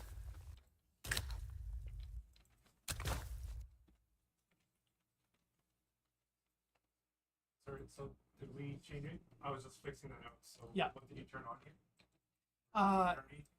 So I changed my height offset slider to go up to a maximum of 10. You want to crank it up real high just to show. a lot of artifacts. It starts to look like this. When it starts looking like this, you know you've gone too far. It's like a brick hologram. Could be cool.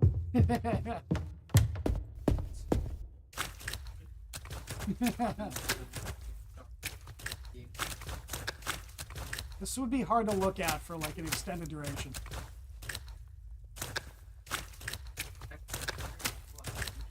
Yeah. So one thing I've seen this done really well for, cranking up a lot, is the kind of effect. If you were to change the smoothness on top, you could get that effect of like a frozen lake with stuff underneath.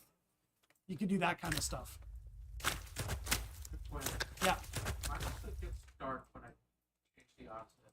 Okay, I'm going to come around and just double check that everyone's caught up. It's 3:57, so we'll kind of wrap things up for now. I'll just leave the completed graph right here. And actually, in case you want to zoom in, I'll take a... Oh, I didn't save it. Yeah, make sure you save it. I'll take a snapshot of this and put it on Discord as well.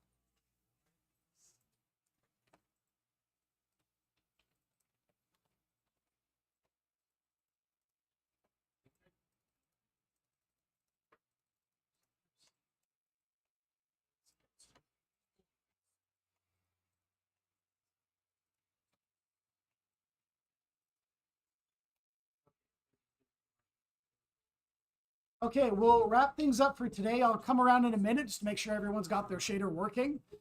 Next class, we're going to continue with shaders. We're going to look at some other stuff we can do with them. Shader Graph has a lot of other options. We can do some cool VFX stuff. I think we'll do like an animated shield dome kind of thing. We'll also take a look at how we can integrate this stuff with, what's it called? With other parts of Unity, doing things like full screen post effects and other cool stuff with shaders. So we'll keep kind of exploring shaders, and then I think the class after that, we're going to dive into VFX, and we'll touch on a little bit of shader and VFX integration too.